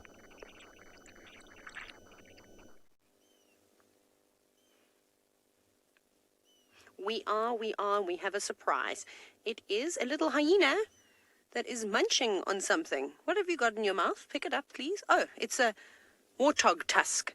I wonder if it is perhaps the same part of the jawbone that we saw the hyenas eating a few days ago. They've held on to it. Now, this is one of the wanderers, one of the young cubs that have decided it's too old to hang around and too cool to hang around at the den, and its sibling has just walked off. But they are going towards the main den, so we will loop on around and hopefully we can make it there. But this is really nice. So these are the ones that I think are about between 7 and 9 months old. They're quite big. They're shaggy. They don't really spend any time at the den. They don't really go into the burrows anymore.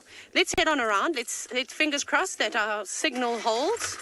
So we haven't got too much further to go. There's a beautiful big brown ivory just in the distance, and that's where the hyena den is. So we're just going to loop around here, so bear with us. Going to squeeze through all the trees. It's always a very tight squeeze getting towards the hyena den.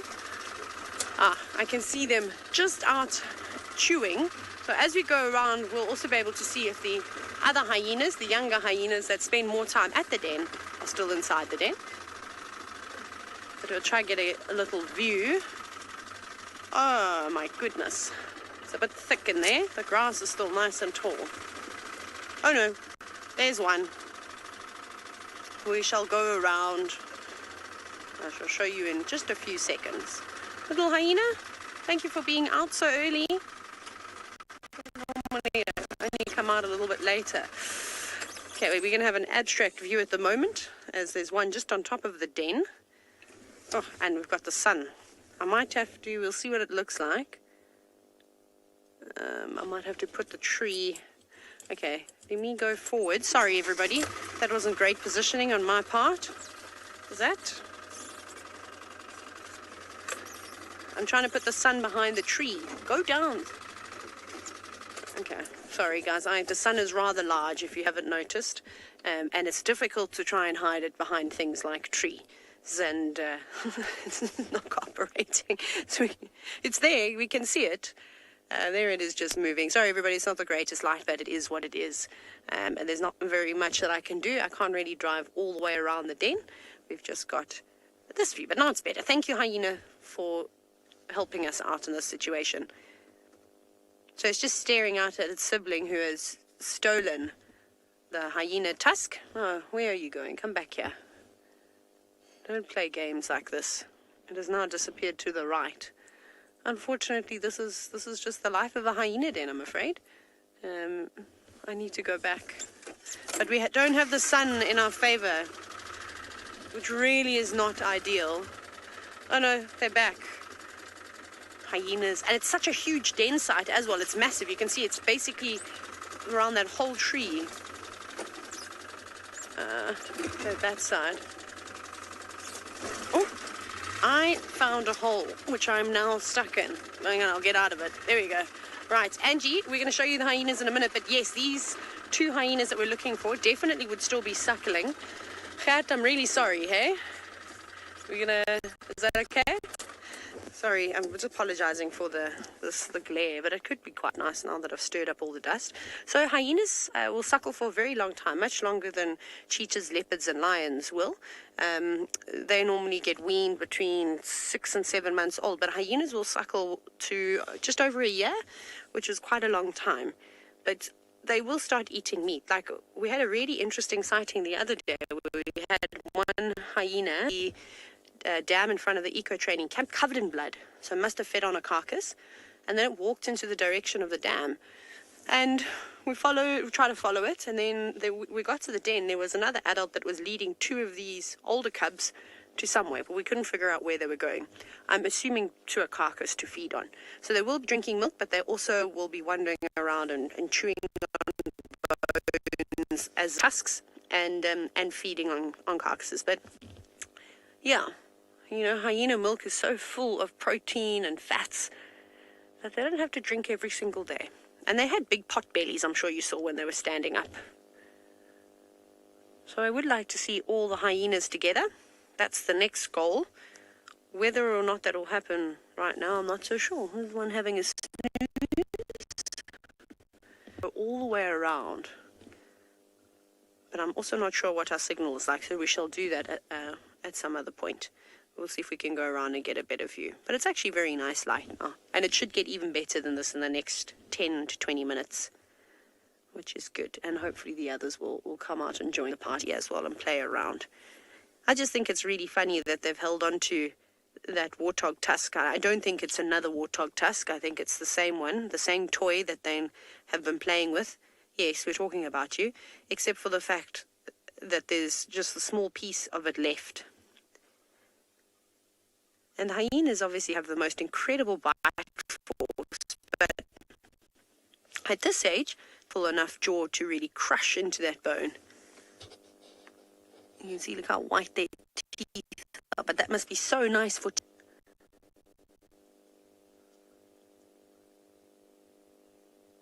you can also hear all the hornbills and other birds. There's a bird party coming through too. So I still haven't managed to get complete ID shots and see all the females suckling the cub. We're slowly, very slowly, trying to put together a family tree of these hyenas. But it would be nice that every time we do see them, if you just keep taking screenshots, I can't always get pictures. Remember to hashtag WildEarth. Just when we think we've seen all the individuals, we can try and figure it all out. But we're going to try and reap as we can't get to the other side of the den. Off you go to Ngala, where it seems Nikki is playing around in the riverbed this afternoon.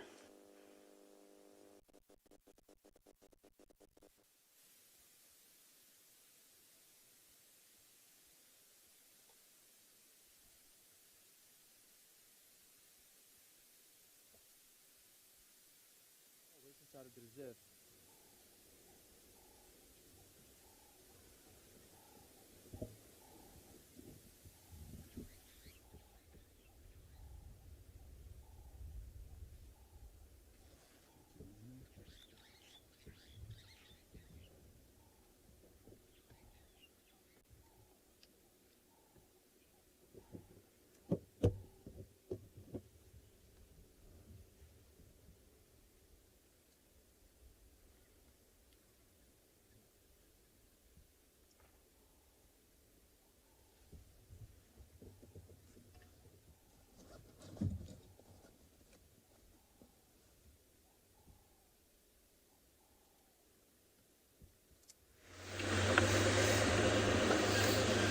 So,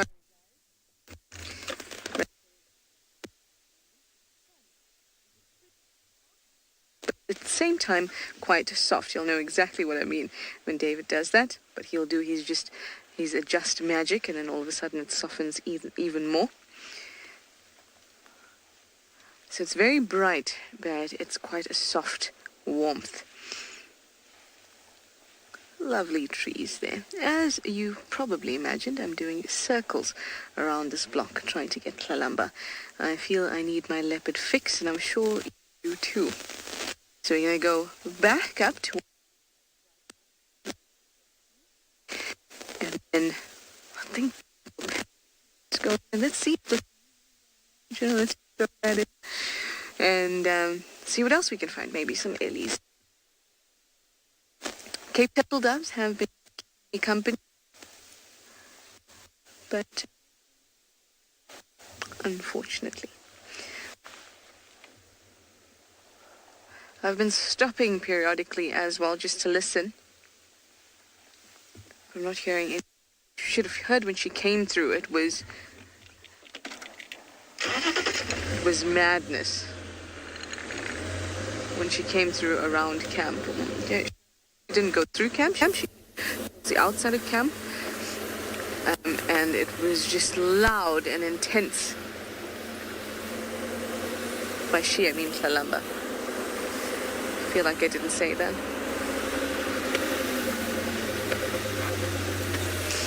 I think it's only a matter of time before she comes out. Now, usually in summer, this is what we'd wait for. We'd wait for the sun to start to set and for it to get cooler,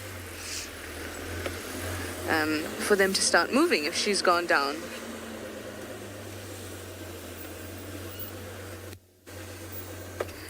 But now in winter, I mean, she could be moving at any time. She could decide to stay down. Who knows? Anyway, I'm going to send you over to Steve, see what he's getting up to, and hopefully I'll get lucky with Tlalamba.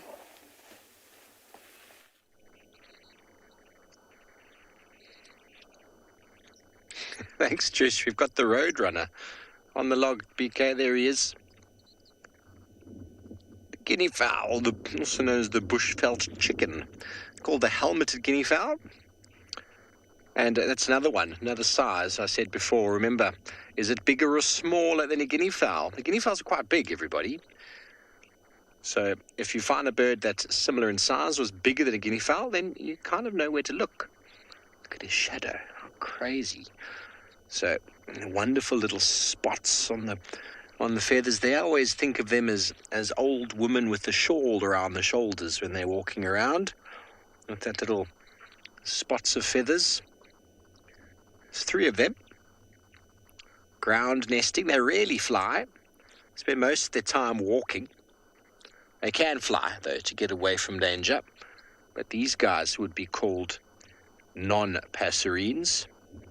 And ground nesting. They're chicks. They lay lots of eggs in a thicket underneath a bush. Incredibly hard eggs. I believe hardest of its size. Very, very hard eggs. And when they hatch, all the little chicks follow the parents around. So suddenly you go from 2 to 15 or 20 guinea fowl walking around. And you can tell when they mature, when they get that blue head. Keep quiet, see if you can hear that little contact call. Oh, he flew. Now that really happens, everybody.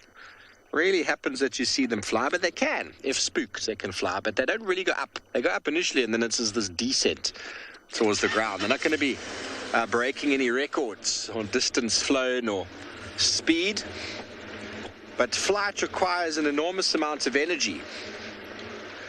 At Guinea Fowl, you can quite often find following elephants. They love feeding on elephant dung itself, not necessarily the beetles inside, the larvae inside, which they will feed on.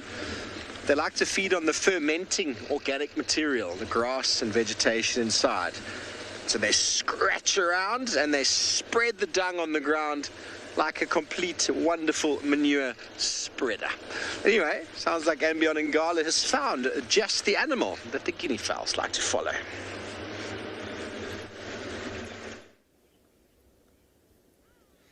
So sorry for that little audio a bit earlier. We managed to solve it, but have a look. We found quite a big herd of elephants. Now, the few that you're seeing here, there's two like right in the middle that are digging for a bit of water, but you'll notice they're in that dry riverbed, or that dry river called the Timbavati River. Now, I think there's over 50 elephants here.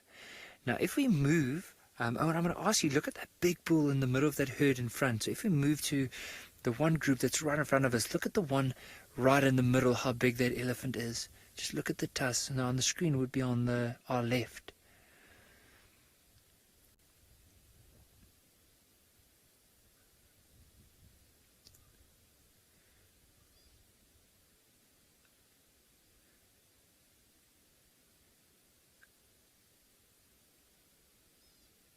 Notice how he's slowly nudging that one away. It might be just to get to the water.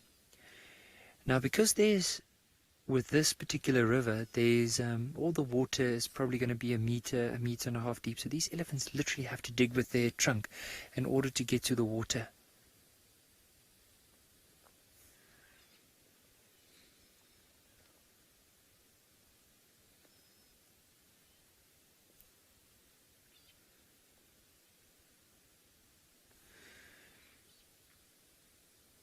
Oh, and have a look. There's another one just from where you are there. If you go slightly right, you'll see there's one that actually has nearly its whole head in the water. Or maybe even this one here, this closer one off to our left.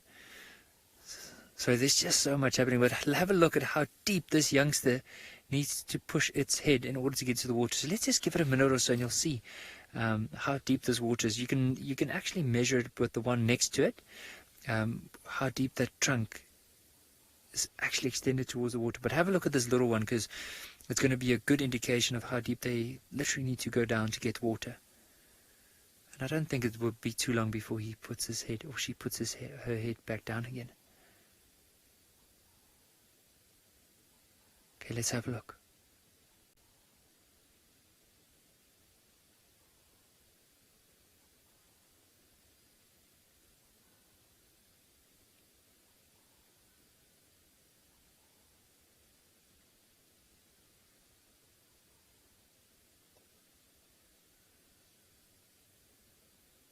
So all that little one is now doing is basically sucking up all the water with its trunk, putting the trunk into its mouth and then blowing the water into its mouth.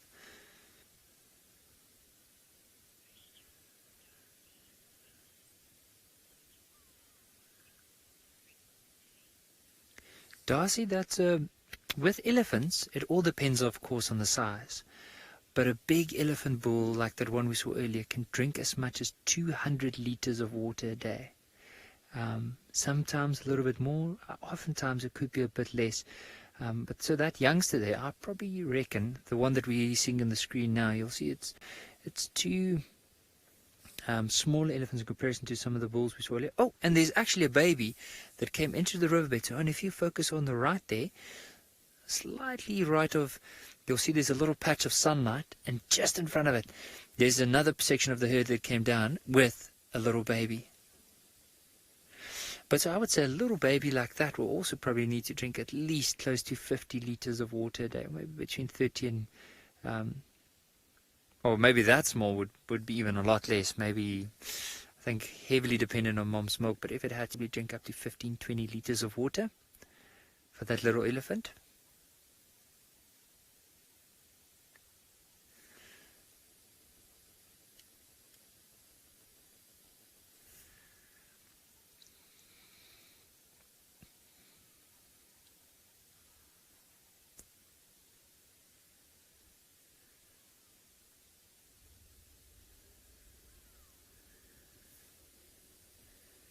You can see he probably smelt a bit of water and now he's getting more and more excited.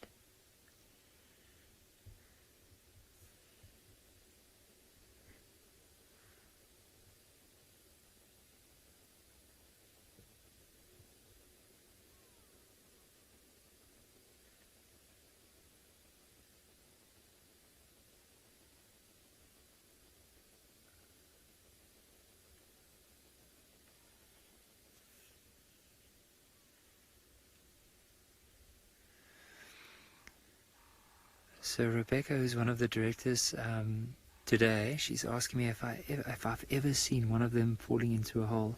Now, I have seen the youngster got stuck in a water hole before, but the mom immediately wrapped her trunk around that little one and basically just gently pulled it out.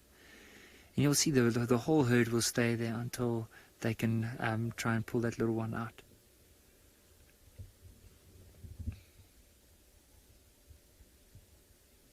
But it's just such a beautiful scene. Look at that little one is really thirsty now, so quick drink before we set off with our journey again.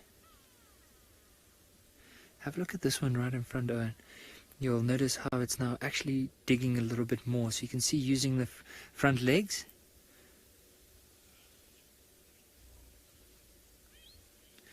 Ryan, they can drink up to 2.5 years. And then from there on, they are weaned from that. Which is very interesting. I mean, especially with the youngsters, they're very, very dependent on it because the mom's milk has like quite a lot of fats in it, and it helps that little elephant to grow. And that's why until around about the age of 2.5 years, and then from there on it becomes like it's weaned off the milk, and that starts its main source then of course is the plant material and any water that it might be able to drink.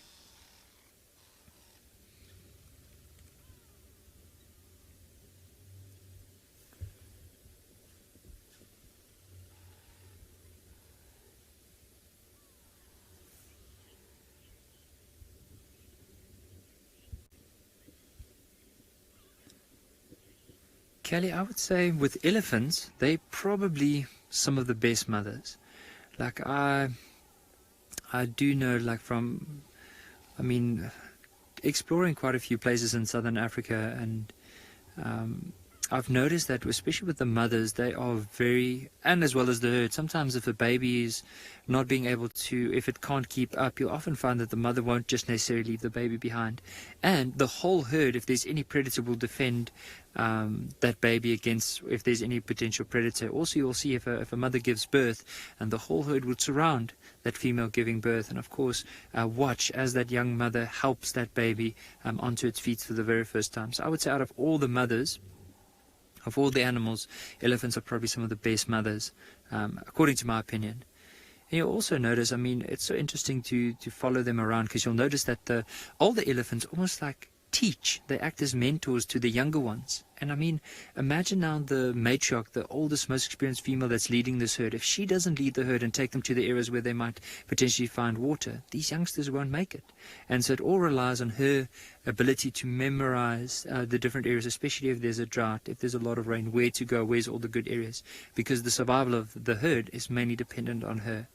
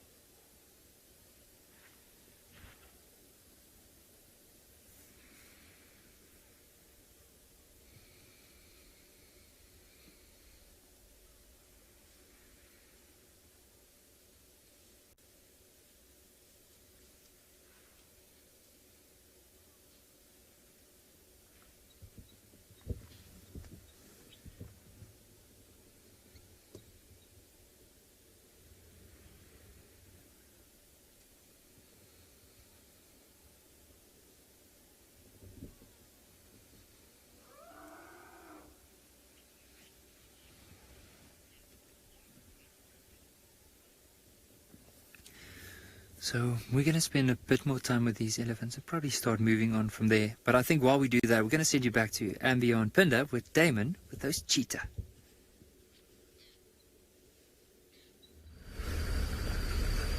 Welcome back, everyone. We've managed to find the cheetah again. It was quite a struggle because they were walking with intent and with quite a bit of speed, but we've managed to catch up to them. We're probably about maybe 1.5 kilometers, maybe even more from where we first had them. And look at them here on the right, walking through this gorgeous sunset light. Mind the thorns, please, everyone. And the way they're walking, Watch how often they stop and scan around. They're on the lookout for food.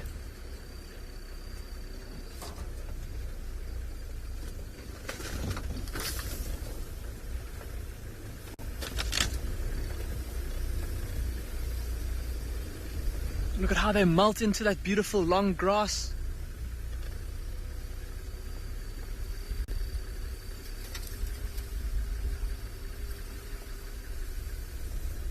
See how often they stop. This male on the right here, just stopping to look around.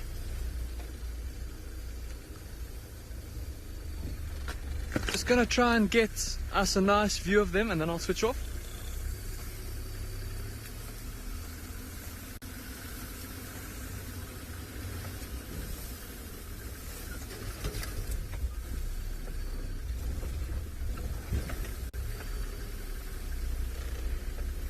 Look at them scent marking there. So apparently a few of you are a little bit concerned that the noise of the vehicle might be disturbing to the cheetah. So have a look at their body language. Notice they haven't looked at us once, they haven't listened to us once, their ears are pricked forward, they're listening to what's in front of them, and that tells us that they're completely unperturbed by our presence. Of course, I mentioned that they are hunting, so we have to be very careful that we don't disturb a hunt. So if we notice that they've spotted something, or if we even spot a prey animal before they do, because we've got a bit of a higher elevation, we might even do that. And if we do spot some potential prey for them, we'll make sure that we immediately stop the vehicle, stop the engine, and then we'll let whatever's going to happen unfold in front of us. Okay, they've just crossed through that little riverbed there. We're going to try and catch up to them, or let's actually just watch from here. It'd be quite nice to get a view of them going up the hill. There they go. See how they're walking in single file, so as to present as small kind of an object from the front as possible. They're walking kind of abreast of each other. They'd be much easier to spot by any potential prey up ahead of them.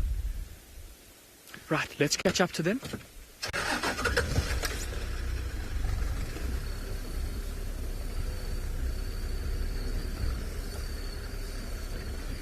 Striped horse, you're asking how often these cheetah would need to eat? A striped horse, if they can eat about every 3 or 4 days, they'll be comfortable. I just want to see, I'm worried that this is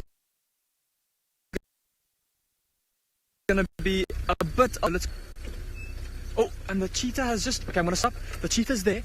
He's just spotted some wildebeest, bruh. So we're not going to move, like I said earlier. We've now got to let whatever's going to happen unfold in front of us.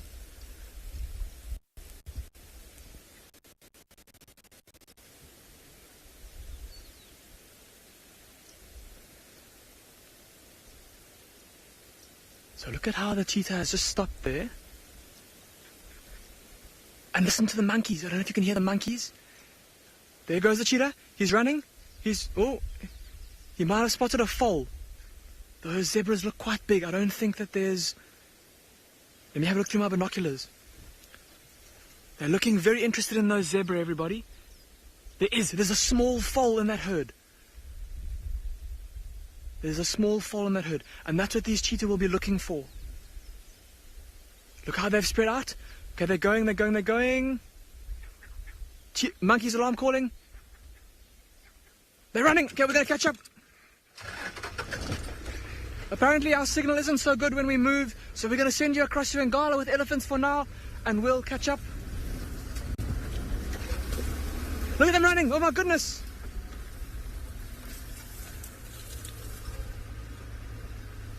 Running into the sunset. We've got to try and catch up.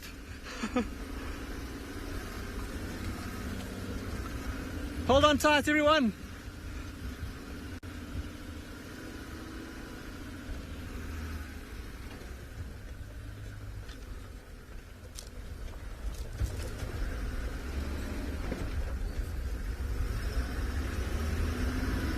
They've gone over the hill in front of us.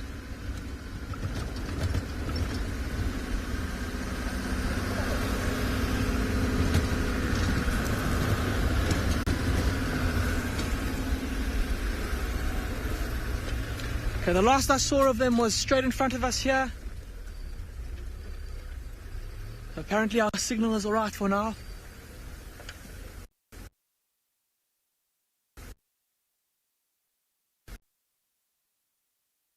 this hill last place.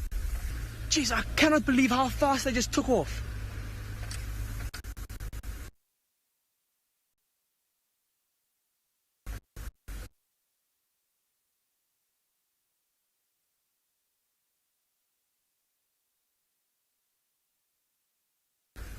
We're going to keep on trying to find these cheetah, so we'll send you across to Nikki, who is still with that herd of elephants. And see if we can get the rest of the herd in. So you'll notice that there's quite a bit of tasseling that's happening on this side. So all the youngsters are now trying to drink, and then of course some wants to get there first before the others, so they start pushing each other out of the way.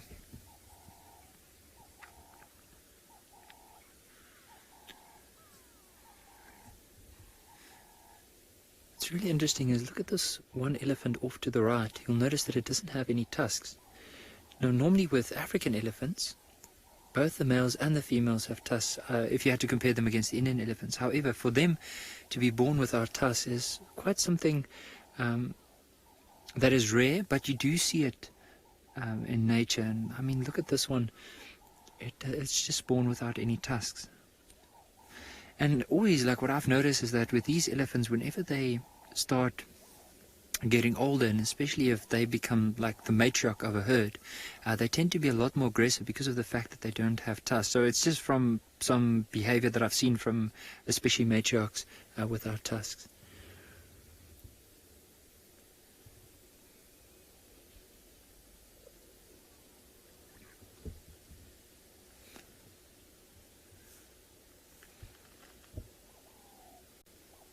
Just have a look at that small one.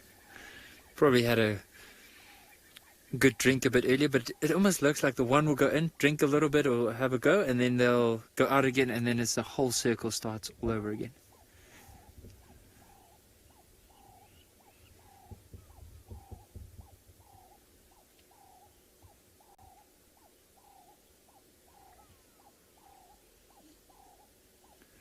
Mrs. Douglas, with elephants, their favorite food would pretty much be most of the trees that you find along this riverbed. I would say in the summertime, marulas, so the little fruits that fall off the marula trees are quite a nice treat for the elephants. And sometimes elephants, you can actually see where they've been feeding around the tree, because you can just, you'll notice all the fruit has been picked up, but also the grass has been flattened. So that could be definitely one of their favorite trees. There's a tree called the monkey orange, quite a few other trees with a lot of succulent leaves like buffalo thorns, good chance for some of the bush willows. So I would pretty much say most of the trees that you find in this area would be a good source of food, but one that I would almost say would be a treat would definitely be the marula tree. I can hear, don't know if everyone can hear that, I'll be quiet, but listen to the bark in the background.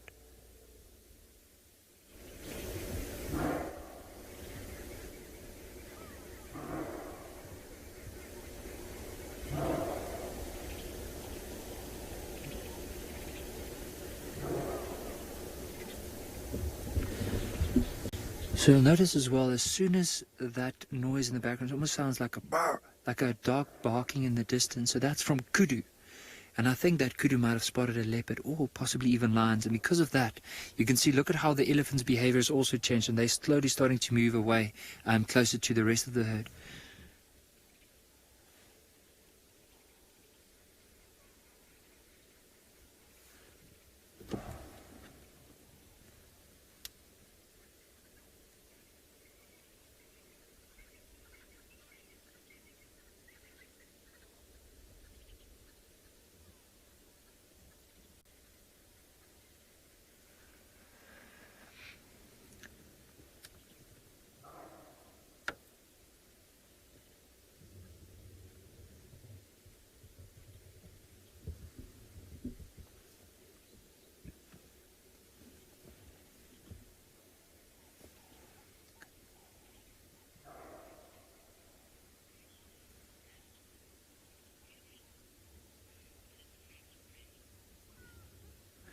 Avril, I would say, I think elephants will be able to know. I mean, this is my personal opinion, because For me, growing up on a farm, I remember when I was a young boy, my dad used to tell me whenever the lambs or even the young calf started jumping around, there was a sign that there's going to be rain. I mean, that's just one of the things that my dad used to use as an indication. And I just remembered often before big rains, you find wildebeest chasing each other or impala, and there's a lot of, they show this very playful behavior. I mean, I don't know if it's very well documented, but I mean, from my personal experience or opinion, I do think that they'll be able to know whenever there's going to be rain on its way.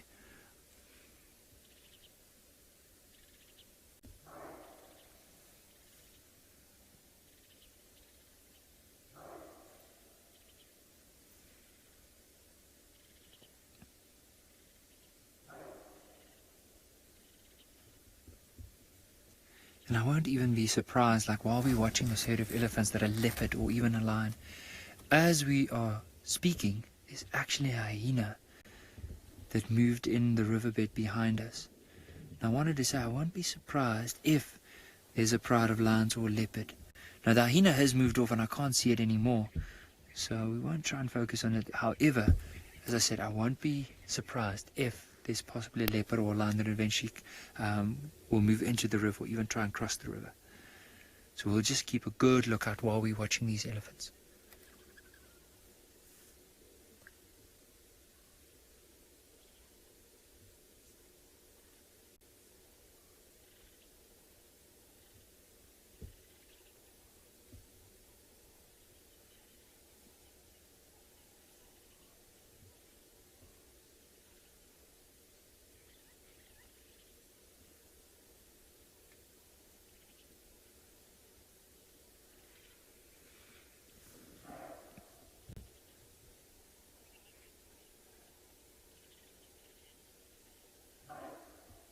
So I think while we are going to probably go and follow up on those alarm calls we can hear now, we're going to send you back to Phinda with those cheetah and find out what are they doing at the moment.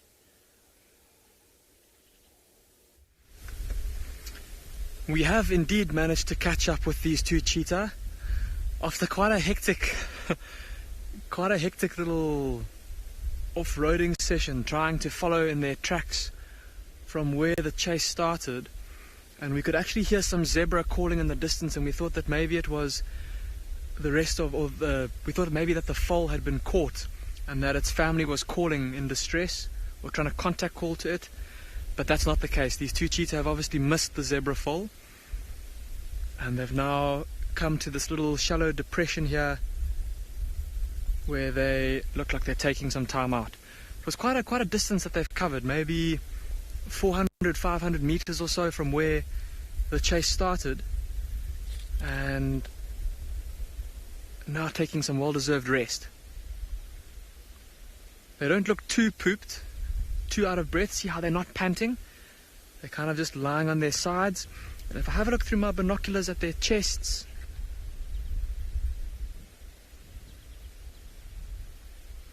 they're breathing quite deeply, but not super rapidly. So I think that what may have happened is that we mentioned that there were a lot of big zebra in that herd, and that little foal managed to get into the middle of the herd, and all the mares and the stallion kind of bunched around it to form a protective barrier. These cheetah wouldn't be able to tackle a fully grown, or it would be much tougher for them to tackle a fully grown zebra, and so that kind of barrier would have saved that little foal. Tough luck for the cheetah, but obviously great for the little zebra. And now we're back to what they were doing this morning, lying down and resting. And we're watching that glorious sunset off in the distance there. And while we've got these cheetah here, it is slightly off topic, but this morning, and Dolphin, I hope that you were watching, you asked me this morning about unihemispheric sleep in animals. You made the specific reference to dolphins and how they're able to sleep with only half of their brain awake, so to speak, half of their brain asleep.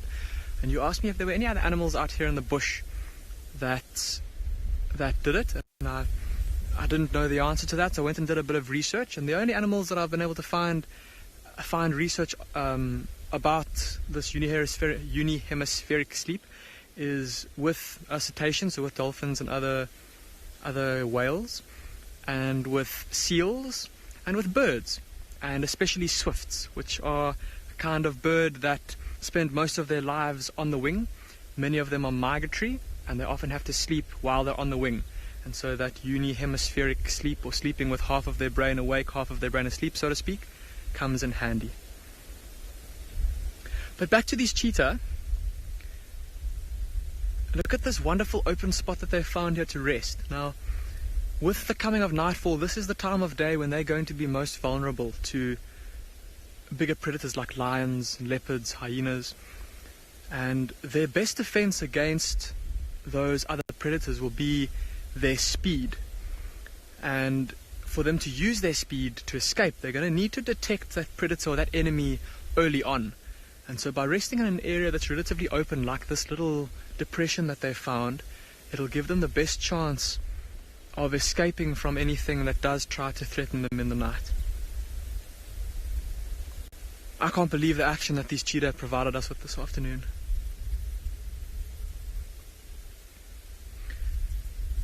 And I think that we're probably going to leave these cheetah pretty soon, just to give them the best chance of settling into the night. We don't want to be driving around here and distracting them when they need to be at their most vigilant. So I'm sure you'll all agree that they've provided us with the most epic afternoon, and even this morning. So I think we'll leave them, and while we head off to go see what else we can find in the coming twilight, we'll send you across to Taylor, who has found some impala.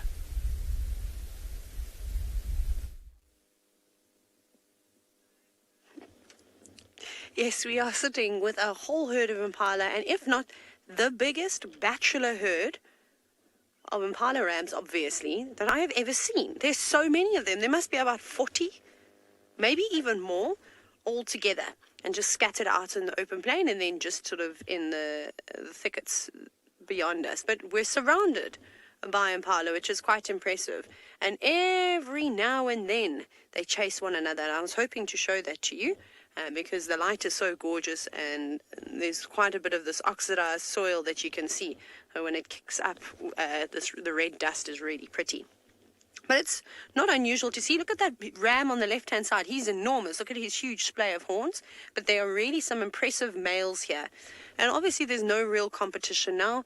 Rutting season, as we know, the breeding season has come to an end. It was quite swift, actually. But occasionally the boys will try and show one another up with the gurgles and the snorts. And then, of course, normally ended in a chase around. But like I said, they were boxing a little bit, so I hope that we do get to see it. These boys are not really in competition right now. What they're going to be focusing on is exactly what they're doing. Heads down in the grass, or feeding on some small shrubs, but catching up on some much needed sustenance. As a lot of them have lost a fair amount of condition. They forget to eat when they're so focused on the females. And also, of course, constantly trying to defend their territories and defend their herd is quite taxing on their bodies. So this is the time now where they'll put on all the weight, especially going into winter. They need to catch up, but they're all starting to look a little bit rounder around the mid-region again. I still can't speak properly. So that's really awesome to see. I've been enjoying watching all the impala. There are quite a few of them around. And here comes the wind. Ooh, we're in for a cold 24 hours with all the snow on the mountains around South Africa. Tomorrow morning is going to be very chilly, and I think tonight we'll all have to zip up our tents. And if we do find the impala in the morning, I think all their coats are going to be very, very fluffy. They can already start to see how they've started to fluff themselves up. They don't have those lovely, chic, slick, shiny coats that they normally have.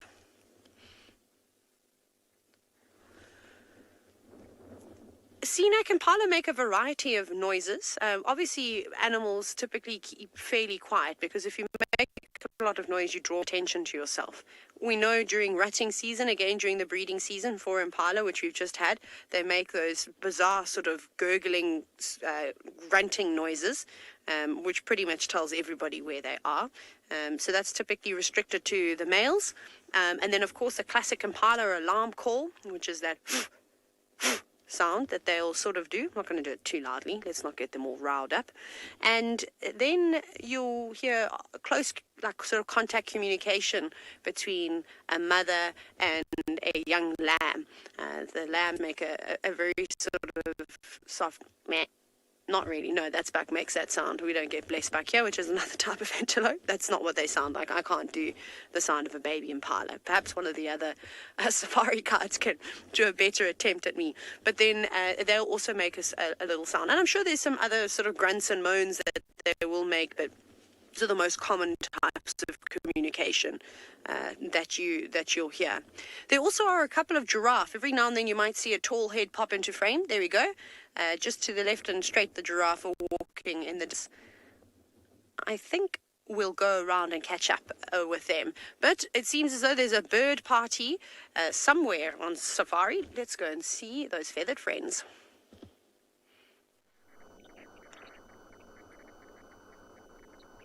Thanks, Zayla. We do have a buffalo bull that I just managed to somehow see out the corner of my eye. There's another watering point just here on the left, and this lone buffalo bull is being looked after by a small family of oxpeckers, and now on foot, walking. These guys are potentially the most dangerous because they're quite unaware being by themselves. They're quite sleepy, and very grumpy, and their alert distance is decreased because they're on their own. We discussed the peregrine falcon and the doves or pigeons. As they increase in number, so does the distance at which they detect the danger. That's the same story with the herd of buffalo. The larger the herd, generally the further away they detect danger. A bull on his own quite often is fast asleep. Well, they never really sleep, but quite often completely unaware of your approach. And you can often actually detect them by the sound the oxpecker makes. So the other day we had the Nkumas. Djuma Pride caught a buffalo. They jumped on his back, and his bellows attracted his friend to come and help him. And he threw the lions off, and then his friends got eaten. And I don't know if this is that individual. He's a big buffalo. He definitely potentially could have thrown lions off, but I'd have to look at his backside to see if he's been held onto by a lion. I saw just through the thicket the other day a lion on its back, holding on with all four claws. It's quite an incredible thing to see. Can you imagine running with something that weighs 130, 140 kilograms, 260, 280 pounds on your back, and you're still able to run? Can you imagine? I can't imagine that.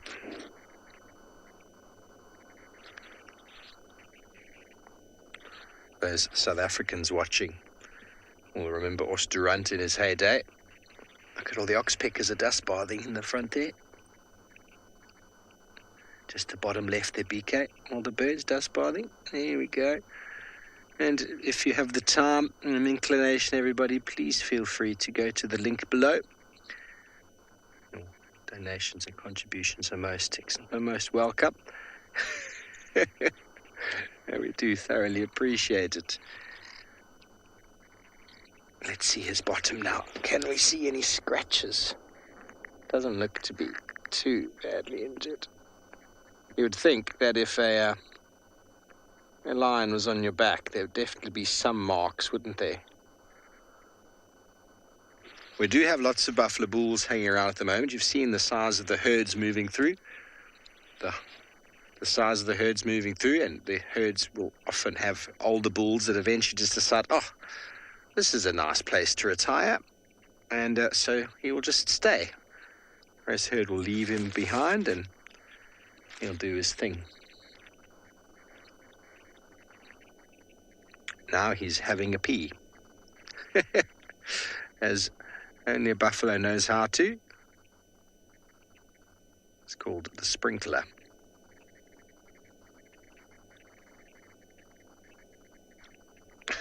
Nice one, BK.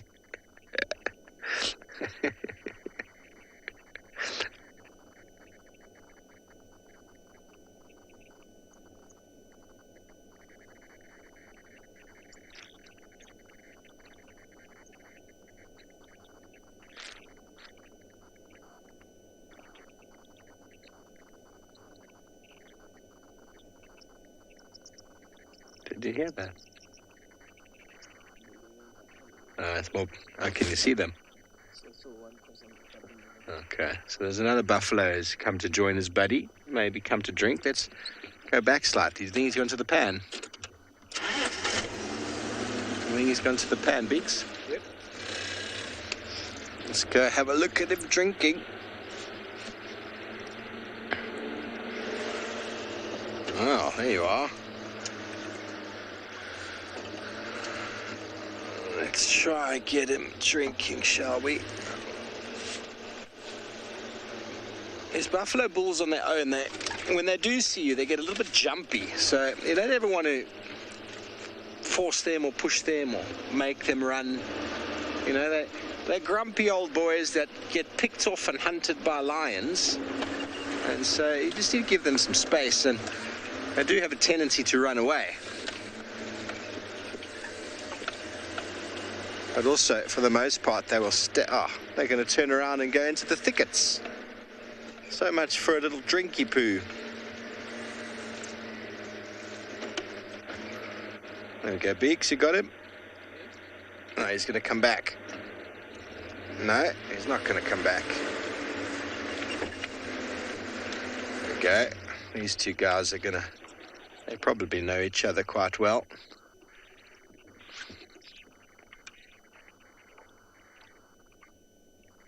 Oh, they're definitely posturing, aren't they?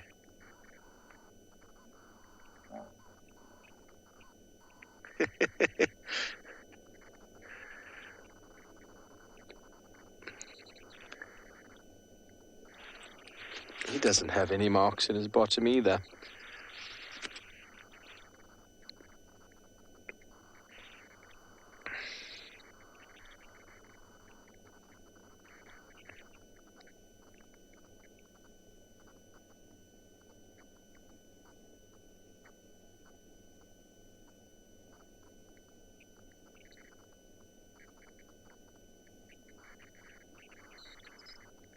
Very good. Well, we're going to maybe move on from these buffaloes, see what else we can find, and send you over to Prrivate with Taylor McCurdy.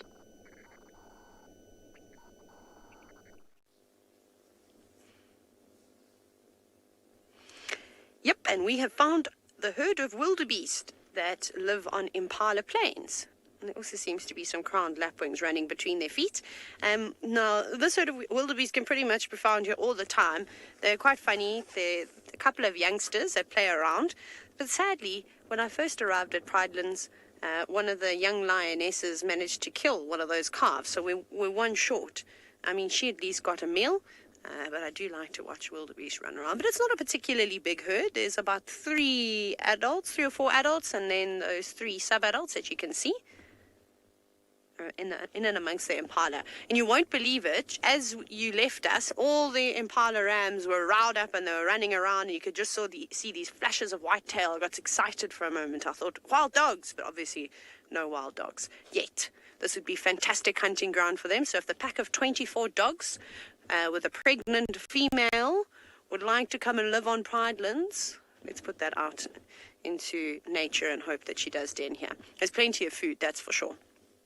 So I think this is just, it's such a nice area. This is also where we had the zebra fight, if you were able to catch that on one of the sunrise safaris, which was quite spectacular. So this open plain hosts an array of animals. And if we sit here for long enough, we might even see the black-backed jackals wake up. Impala, all sorts of trouble, but there is a lot going on and a lot living around here. And then you can see how thick it gets. Like I said the other morning, all the green trees just hugging a drainage system and then going up onto a bit of a crest, and there's a nice rocky ridge that runs from east to west, which I'm sure has a whole bunch of leopards living in them. We catch them out and about every now and then. But really the wind is starting to pick up. I don't even know what the temperature is now, but it definitely feels like it's maybe 18 degrees, maybe even 17 degrees Celsius, which is cold. So it's just going to keep dropping. But I'm going to keep an eye out for the black-back jackals to see if they arrive. Right, let's quickly go across to Phinda. It seems as though there's a battle of the beasts.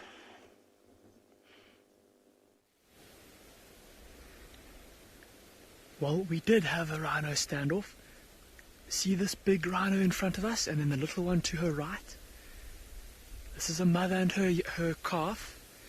And just before you joined us, there was a big bull that was blocking their path and kind of doing a bit of a show. He was shuffling around and making this huffing sound and running towards this female, almost being quite aggressive towards her. I don't know if you can hear that splashing sound, everyone. I'm going to keep quiet for a second.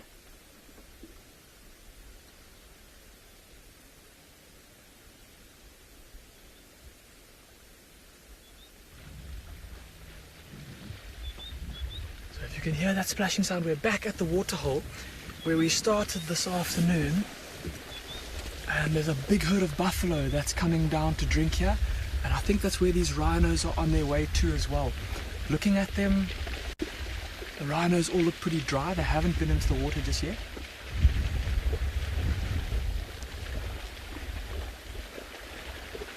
Look at all the buffalo coming down. I'm going to keep quiet for a bit, everyone, just so we can listen to the sounds of the buffalo splashing around.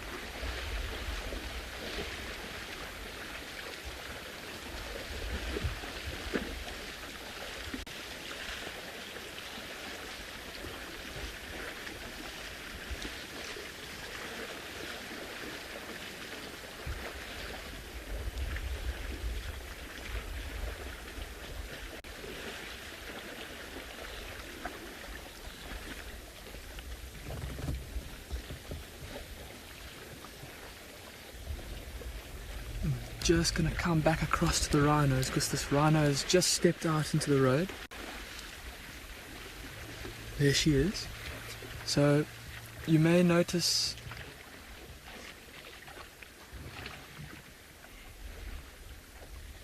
before I go into that though, Safari Sam, you're asking if rhinos live in herds. Safari Sam, they won't live in permanent herds like these buffalo that we've got here in the waterhole drinking, or like the elephants you saw earlier with Nikki. There might be a couple of maybe some cows that don't have, or rhino cows that don't have calves that will come together, or rhino cows with similarly aged calves may come together. Sub-adult rhinos that have left their mothers might come together to form little groups. Or if there's a very good food resource, so some very good grazing, you might find lots of rhinos coming together, but just because of the food resource. Look at the little calf in front of us. So I should just explain everyone, the reason that we are filming these rhinos is because here at andBeyond Phinda we have taken the measure to dehorn all of our rhinos, because obviously the horn is what poachers are after, and so if rhinos don't have a horn, they're not attractive to poachers. You'll notice this little one has a little bit of a horn on his nose, and it's because it is not yet old enough to be dehorned. We also have a very good anti-poaching team and a very good relation around us, and they help to keep our rhinos here on our reserve safe. But look at that little rhino looking towards us. Have a look at his mouth and how square it is. And that's how we can tell, well, one of the many ways we can tell that this is a white rhino. That very square mouth. Remember earlier we spoke about the white rhino dung, and we spoke about how they only eat grass. That very wide mouth helping them to crop up lots and lots of grass. And look at how the mother is kind of standing very still, listening. The bull that was harassing her has just moved off to our left. He's just off to our left. Might be able to just catch a glimpse of him. Muscle just pans there. There he goes.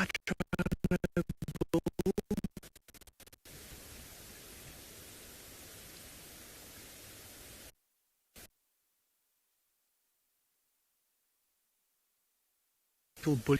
Grim. I've seen a couple of videos where white rhino be perceived as bullying, I suppose. But typically when that happens, they get provoked into doing it. So I've seen video footage of a white rhino goring a warthog and killing it, but that was because the warthog was trying to eat the little patch of grass that it was eating.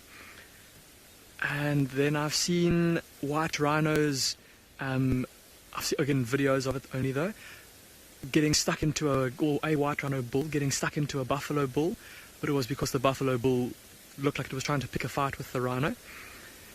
And I've also seen white rhinos standing up to elephants, but that was purely because the elephants were looking for trouble with them.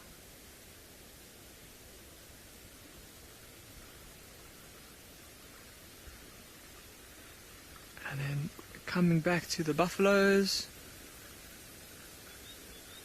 down in the water, we're going to try for a slightly better view of these buffalo and these rhino. While we do that, we're going to send you across to Trish.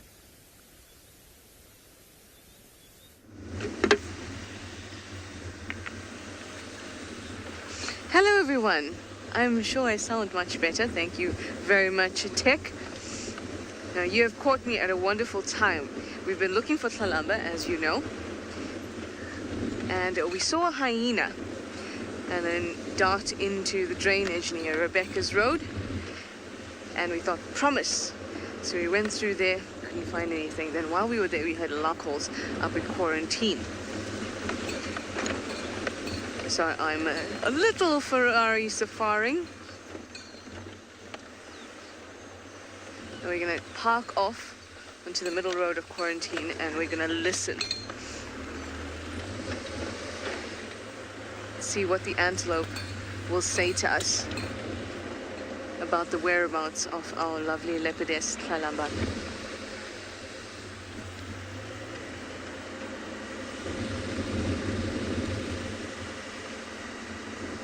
Yep, I think we should all listen together. Don't worry, I will switch off in a moment. It almost sounded a little closer to Timbeta House, which is actually quite close to the dam camp.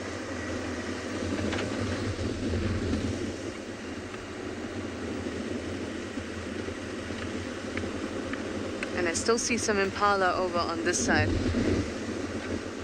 And with the wind still, I mean, it's not as bad, it's actually just a breeze now. They would be able to smell if she's around. So we have impala on this side that can alert us if she moves there. We have impala here.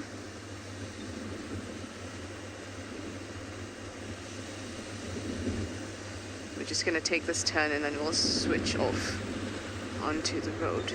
Lots of impala around here.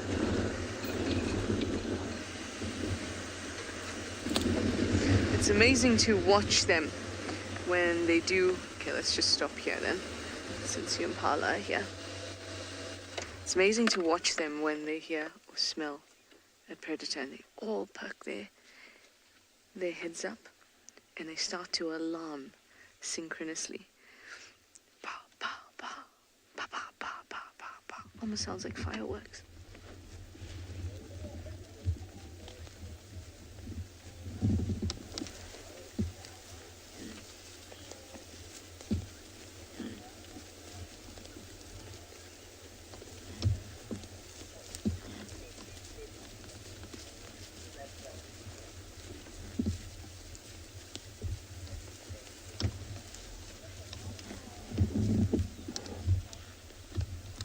Sounding quite calm here.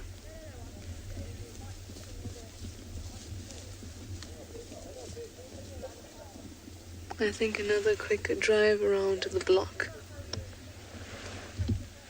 and hopefully we'll catch some tracks. So the problem was, or rather not a problem, in a way it was a blessing and a curse, in that she didn't have any tracks coming out of the block, which means she must be in the block.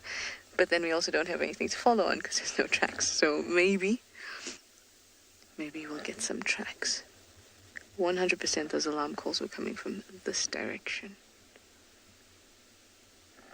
Philemon's Dip, I think. Let's move it along to Philemon's Dip. And I'll get to the top and we can look down and listen again. It's just around the corner here. Hi guys. Have you been terrorized?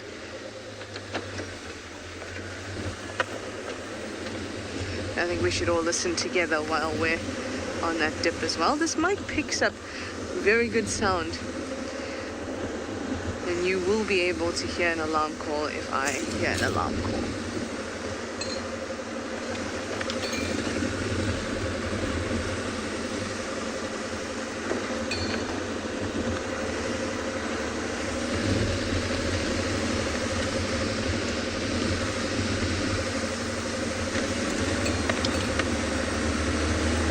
She likes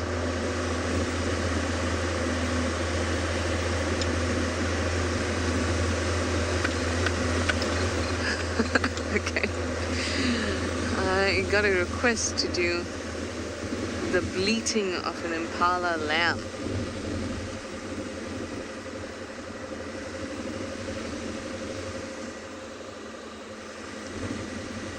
I'm gonna hand this prestigious ask really over to Davy, who will bleat for you all. What I will do in the meantime is call like I'm his mother, like the impala you. Sorry,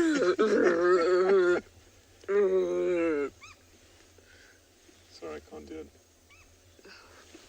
Unfortunately, my impala lamb there is not playing game with me.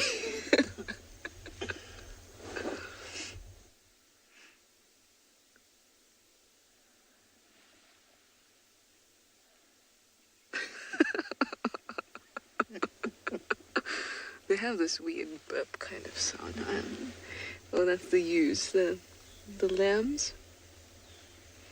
I almost want to go, but that's not how it goes. Maybe it goes in la la la la la.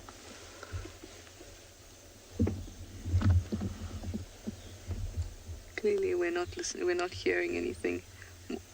Excuse me, more interesting to talk about. Okay, let's just go a little further so we can see down the dip.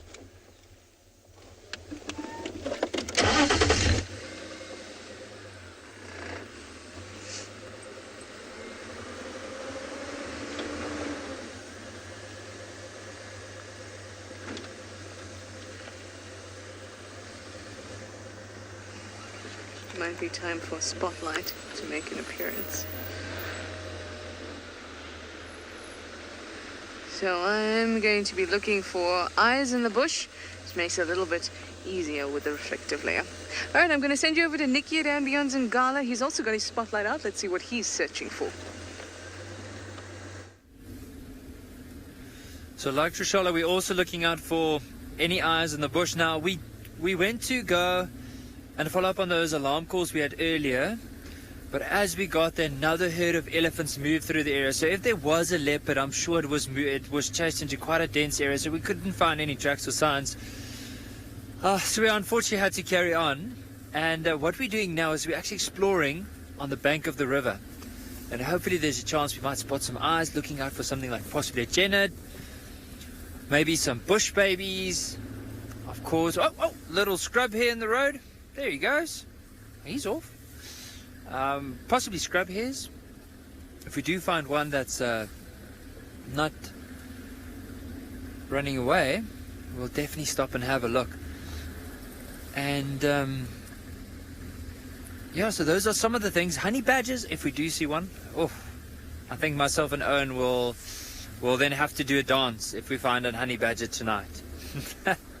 So hold on, it's quite a big dip.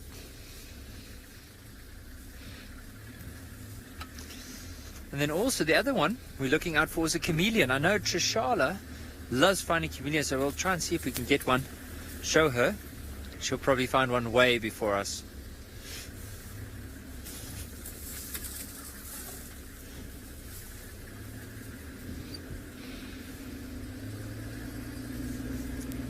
But it is a beautiful part of the evening. You can see, like in the distance, the sun is starting to set.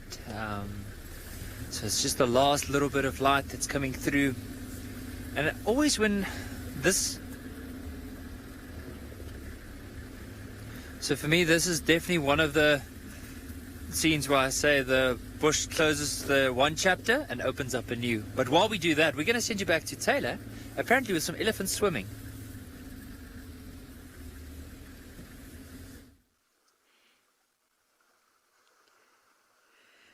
It's starting to get very dark here at Pridelands, but that's not stopping the elephants from having one last swim. I think that they're very brave. Maybe the water is quite warm. I know what it was like as a kid, never wanting to get out of the pool when the sun went down. It was always freezing when you got out, but while you were in there, it was so nice.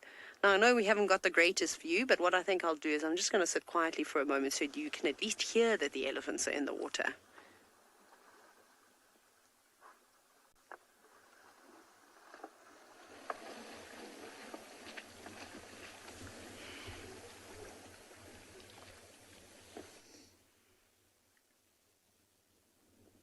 That was quite nice. You could hear their tusks clashing to the young boys, just sparring. The other elephant is just having a time on his own. He's sort of jumping out of the, not really jumping, elephants can't jump, but stretching up like that. You can just see his white tusks and then splashing back down again. No, another young bull. And then the elephant that we saw that's out in the middle, that's not really having as much fun as everybody else, is our favorite elephant that visits us at Pridelands, Kumo, the collared bull. He's just standing in there tolerating everybody this afternoon, just trying to have a drink. He is not really wanting to have a swim. You can see his back is still completely dry. Every now and then you'll see the older bulls sort of get a bit of spirit in them, and they'll completely submerge themselves and swim around and roll around in the mud. That's always quite entertaining. But for the most part, he's just there to have a drink and just to cool off his legs and his belly. See how they're all coming up close to him. They're sticking their trunks at him, sort of saying, hello, we mean no harm. Oh no, now they're going to play around him. So it's quite a nice comparison to see how deep the water is in comparison to yesterday, when we saw Ezulwini, the great tusker, as he marched across the dam, barely putting a water line on his body. So it's quite interesting to see how much smaller these bulls are.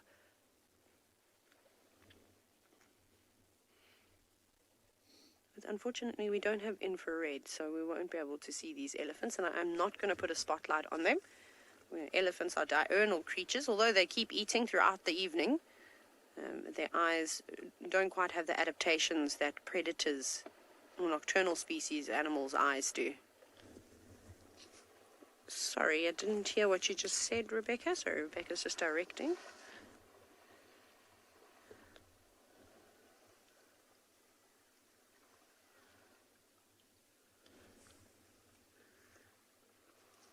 Oh, okay, good. I'm just checking. Sorry, I'm glad that you can all still see the elephants quite nicely.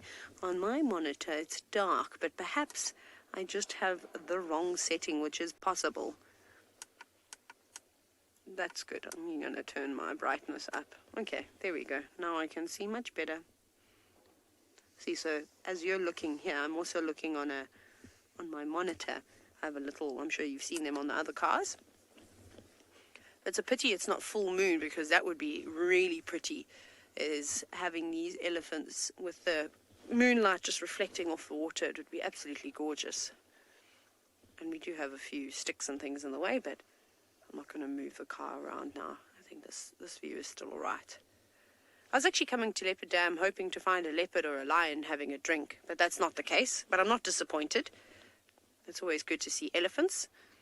We must make the most of it, because they come in waves. 1 minute they come in waves, yeah? Oh, there we go. Kumo's falling down into the water, finally letting his guard down and his young spirit shine through, because he's not that old.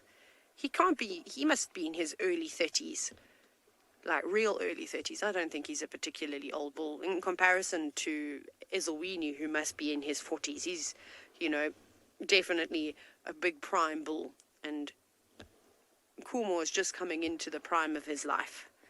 And these young bulls, they've still got a long way to go. Now they all just look like one, how they're bundled up with one another.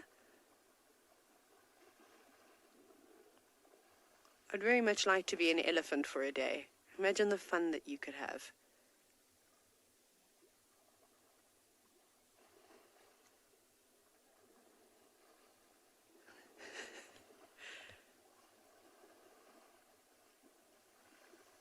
Those sounds are lovely, aren't they?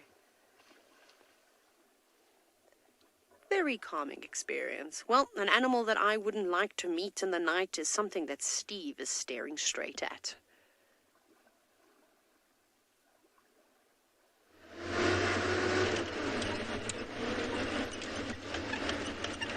Welcome back, everyone. Sorry, we had some buffalo there in the darkness, but I just heard some impala's alarm calling. Trying to navigate around the buffalo poo. Impala's alarm calling just here on our eastern side. Sounds like on Cheetah cut line. Very important to follow up on alarm calls. Buffalo are very likely going to bed down right there. The wind has died down, which is great. It's been such an interesting day from a wind point of view. And I've had all my layers on, including my gloves, since before the sun even got near the horizon. Because I believe there's snow in the Cape. Whew. So when there's no wind, at least it's not that cold. But let's see if we can figure out what these impala were shouting at. You hear this typical impala alarm call. Sorry, BK, hold on there, buddy.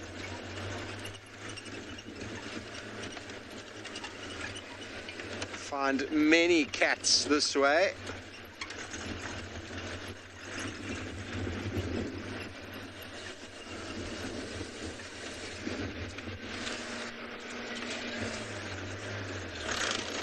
There's the impalas. Tight little group. There's another impala. They don't look too bothered.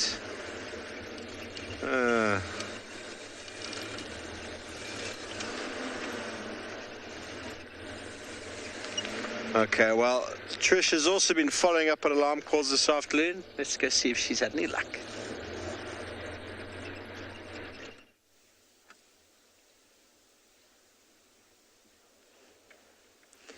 Yes, we have. We have been following up on alarm calls. We're not hearing anything anymore. But we do have a beautiful, or at least what's left of a beautiful sunset.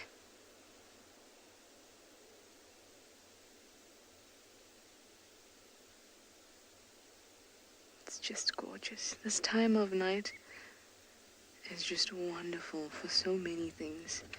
You see the setting sun. You maybe hear some lion roaring, whooping from hyenas, leopards sawing, or alarm calls that we can follow up on. And I love going through the journey with you to find an animal. And if you enjoy going through the journey with us, please go to our support page.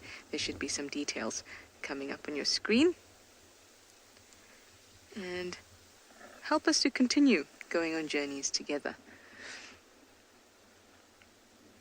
I know we share the excitement of finding a leopard or anything really. Chameleons, honey badgers, birds, butterflies, all creatures.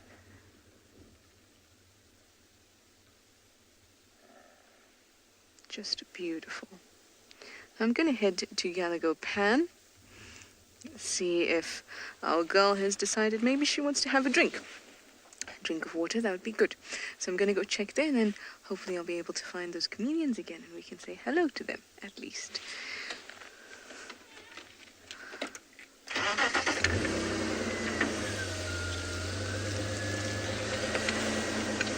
Still not picking up on tracks.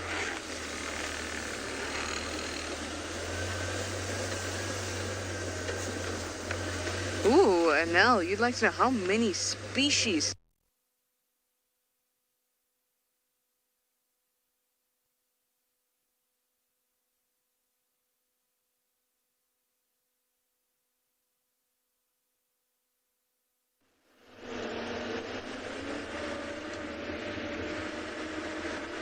Welcome back, everyone. Well, the alarm calls have not provided anything, and apologise for Trishala's technical issues outside. We are trying to bring you a wonderful experience from the African wilderness where not everything works all the time.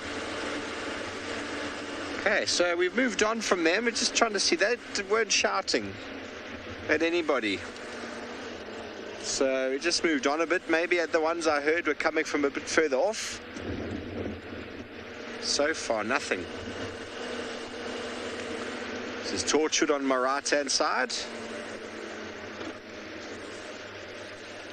And back into Djuma.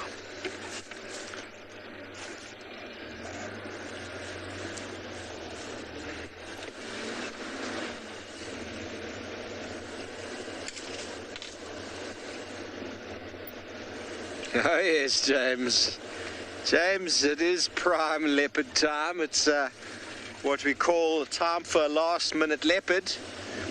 And I've particularly chosen the route I'm going to be heading on back because it goes past the area where Thandi, I had her last tracks going into the drainage with the cub. Spent the last 2 days trying to figure out where. Haven't seen where she's come out. Today's wind will have really upset all the order of things there, but who knows, we might be lucky. This exact little area, this is where Tristan had Thandi out that day, and then we got the cub shortly afterwards. And well, it's also after dark, and maybe Mulwati, the skittish male leopard who is making himself at home on Djuma, he's normally okay with one vehicle after dark. Watch out for a picture I'm going to be posting of him tomorrow that I took the other day. My first and only picture of Mulwati. He was so occupied with Shadulu and Hukumuri the other day, he allowed me to snap some pictures. Can you believe it? In the daylight. Unheard of. Okay, so this is prime Thandi area. Straight down this road. This road is called Central because it runs straight through the middle of Djuma. Goes right back to Voetel Dam, all the way to Torchwood, cutting Djuma in half. It's lined by a couple of drainage lines, perfect leopard habitat. Hashtag last minute leopard. I feel it. I feel it. Buffalo are just below us here. They're not really the best viewing after dark. It's nice to just sit in amongst them and listen to the noises of them bellowing and doing their thing, but they're not as exciting at night. This morning they were really all over the place with that wind. Had them stampeding a few times. Everyone's holding on tight for last minute leopard. Yes, well, it's happened. How many times has it happened? I still remember the story of Byron, who used to work here. He'd be looking for Tingana all day, and as he was closing with the credits, he was looking at the camera and Tingana walked behind him into the road. He didn't even know. Oh, there's a horsey. There's a scrub here. Oopsie. There we go. Hello, scrub hair. You just woken up?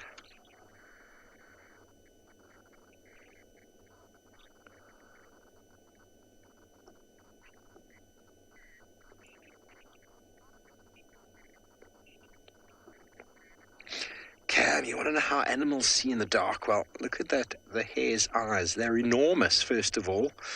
And majority of the animals that we have out here have evolved different eyes to what you and I have. We've got color vision, so we've got what we call cone cells. Majority of what we have in our eyes is cone cells, whereas most of the animals out here have rod cells, which help to see in the dark. We have some rod cells on the side of our eyes. That's why if you ever are in your house and you're trying to look for the light in the darkness, you can look sideways and you can see it, but looking straight forward you cannot. Rod cells help to see in the dark, but they don't allow for depth perception. And our predatory animals are able to control the dilation of their pupil. If any of you have a domestic cat that has been outside and it arrives inside, and you suddenly see how wide the pupil is, and it's also gone a bit wild, the cat, that's exactly what these animals are able to do. In the daytime, lions and leopards' pupils are little pinpricks. And then as the light starts to fade, they can open them to take in far more light. That's obviously another mimicry of nature that photographers manage to sort of grasp onto. Comes to aperture and all these shutter speeds and things like that to allow photographs to be taken in very different kinds of lighting. All started with the animal's eye. The scrub hare, although their eyesight is okay, it's their hearing. There we go. It really sets them apart. Their ability to stand very still and very athletic, very quick, and able to turn very, very easily. I'm using the monocular ears, one ear at a time, able to sort of move into the direction of some sound. Twitching the nose, trying to exit stage left. Very big feet. Oh, hello. Time for a little bit of a grooming session. Scrub hare thinks we can't see him, but we've got the benefit of infrared light. Okay, everybody. While Trish is still following up on alarm calls, let's see if she can get a last-minute leopard.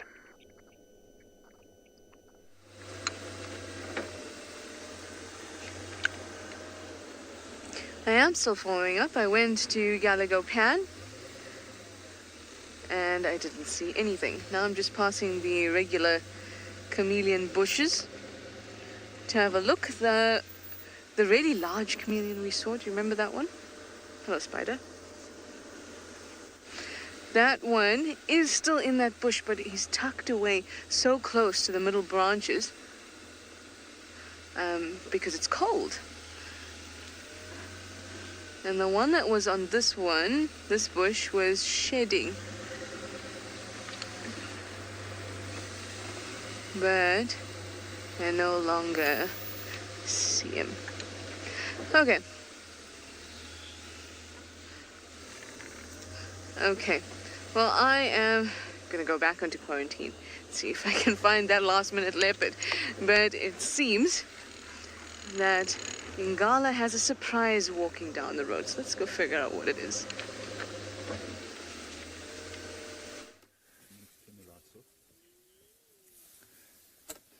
So we just have a little surprise from Sean, Rowan and Eric, and they've just found this this leopard. And we don't know which leopard it is exactly, so we're going to just wait a little bit and see once this leopard comes a bit closer. So we do have the infrared on, and that's why you might just see them at the back.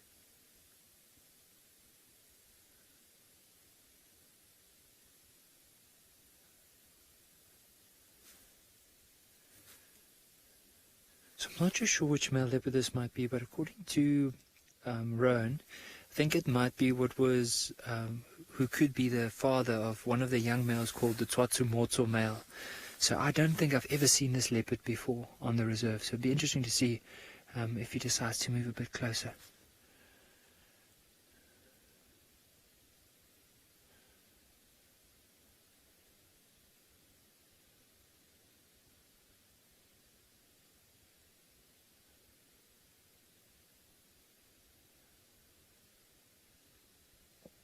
You can see he's smelling something on the ground, and it'd be interesting to know what it is. Maybe there was another female that moved past.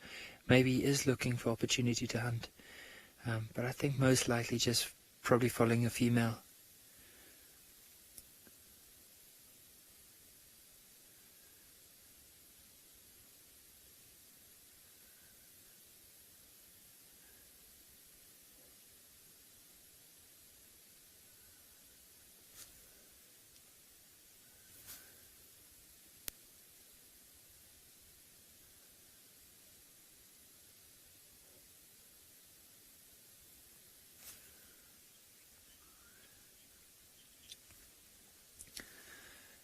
how amazing is this? Like, it just shows you the bush, that last little 5 minutes. You just never know what you're going to find.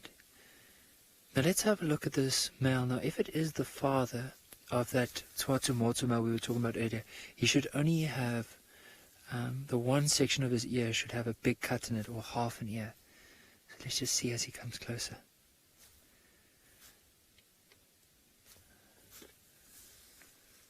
So I'm just going to hold my red filter right next to me because I can't see him, because we are completely on infrared, so I can't really see him right in front of the vehicle.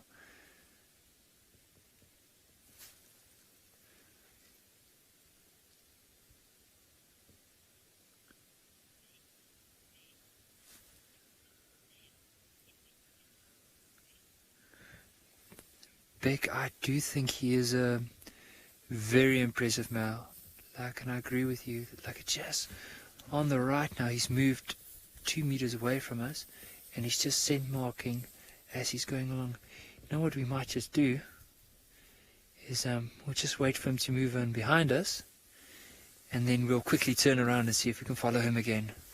Oh, and you're still there. He was pretty close to, you could have touched him there. Please don't. I'm kidding. Okay, let me quickly see if we can turn around and see. He's probably just walking behind us. So let's quickly just put in our tail in there, and then we'll be able to follow him. Okay, so there we go. Just go like this. That's all good. So it is a bit dark when we switch it off. It's just so that I can see. So Owen will do that just so that I can see where I'm going in the back, so I don't drive us into a ditch.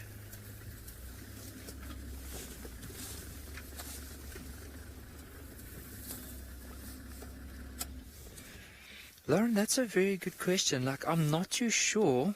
I do remember reading up about it quite a while ago. But what I would like to do, Lauren, is I'll definitely go and read up a little bit more about it. And then I know Eric's driving tomorrow.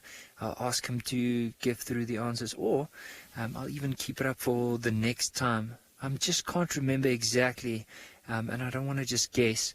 I'll rather go and find out properly and then get back to you on that.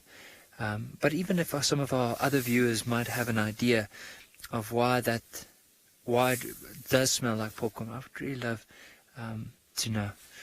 So I'm going to move slightly forward. Just bear with me as I go.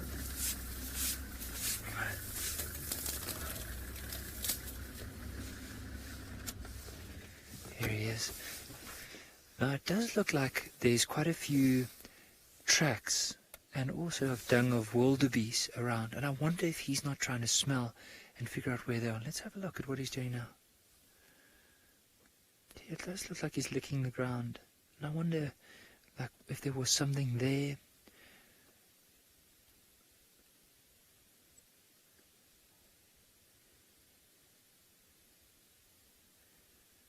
And it's so dark, I can't really see what he's licking. But what we'll try and do is, once he moves off, we'll try and go and have a look and see what it is.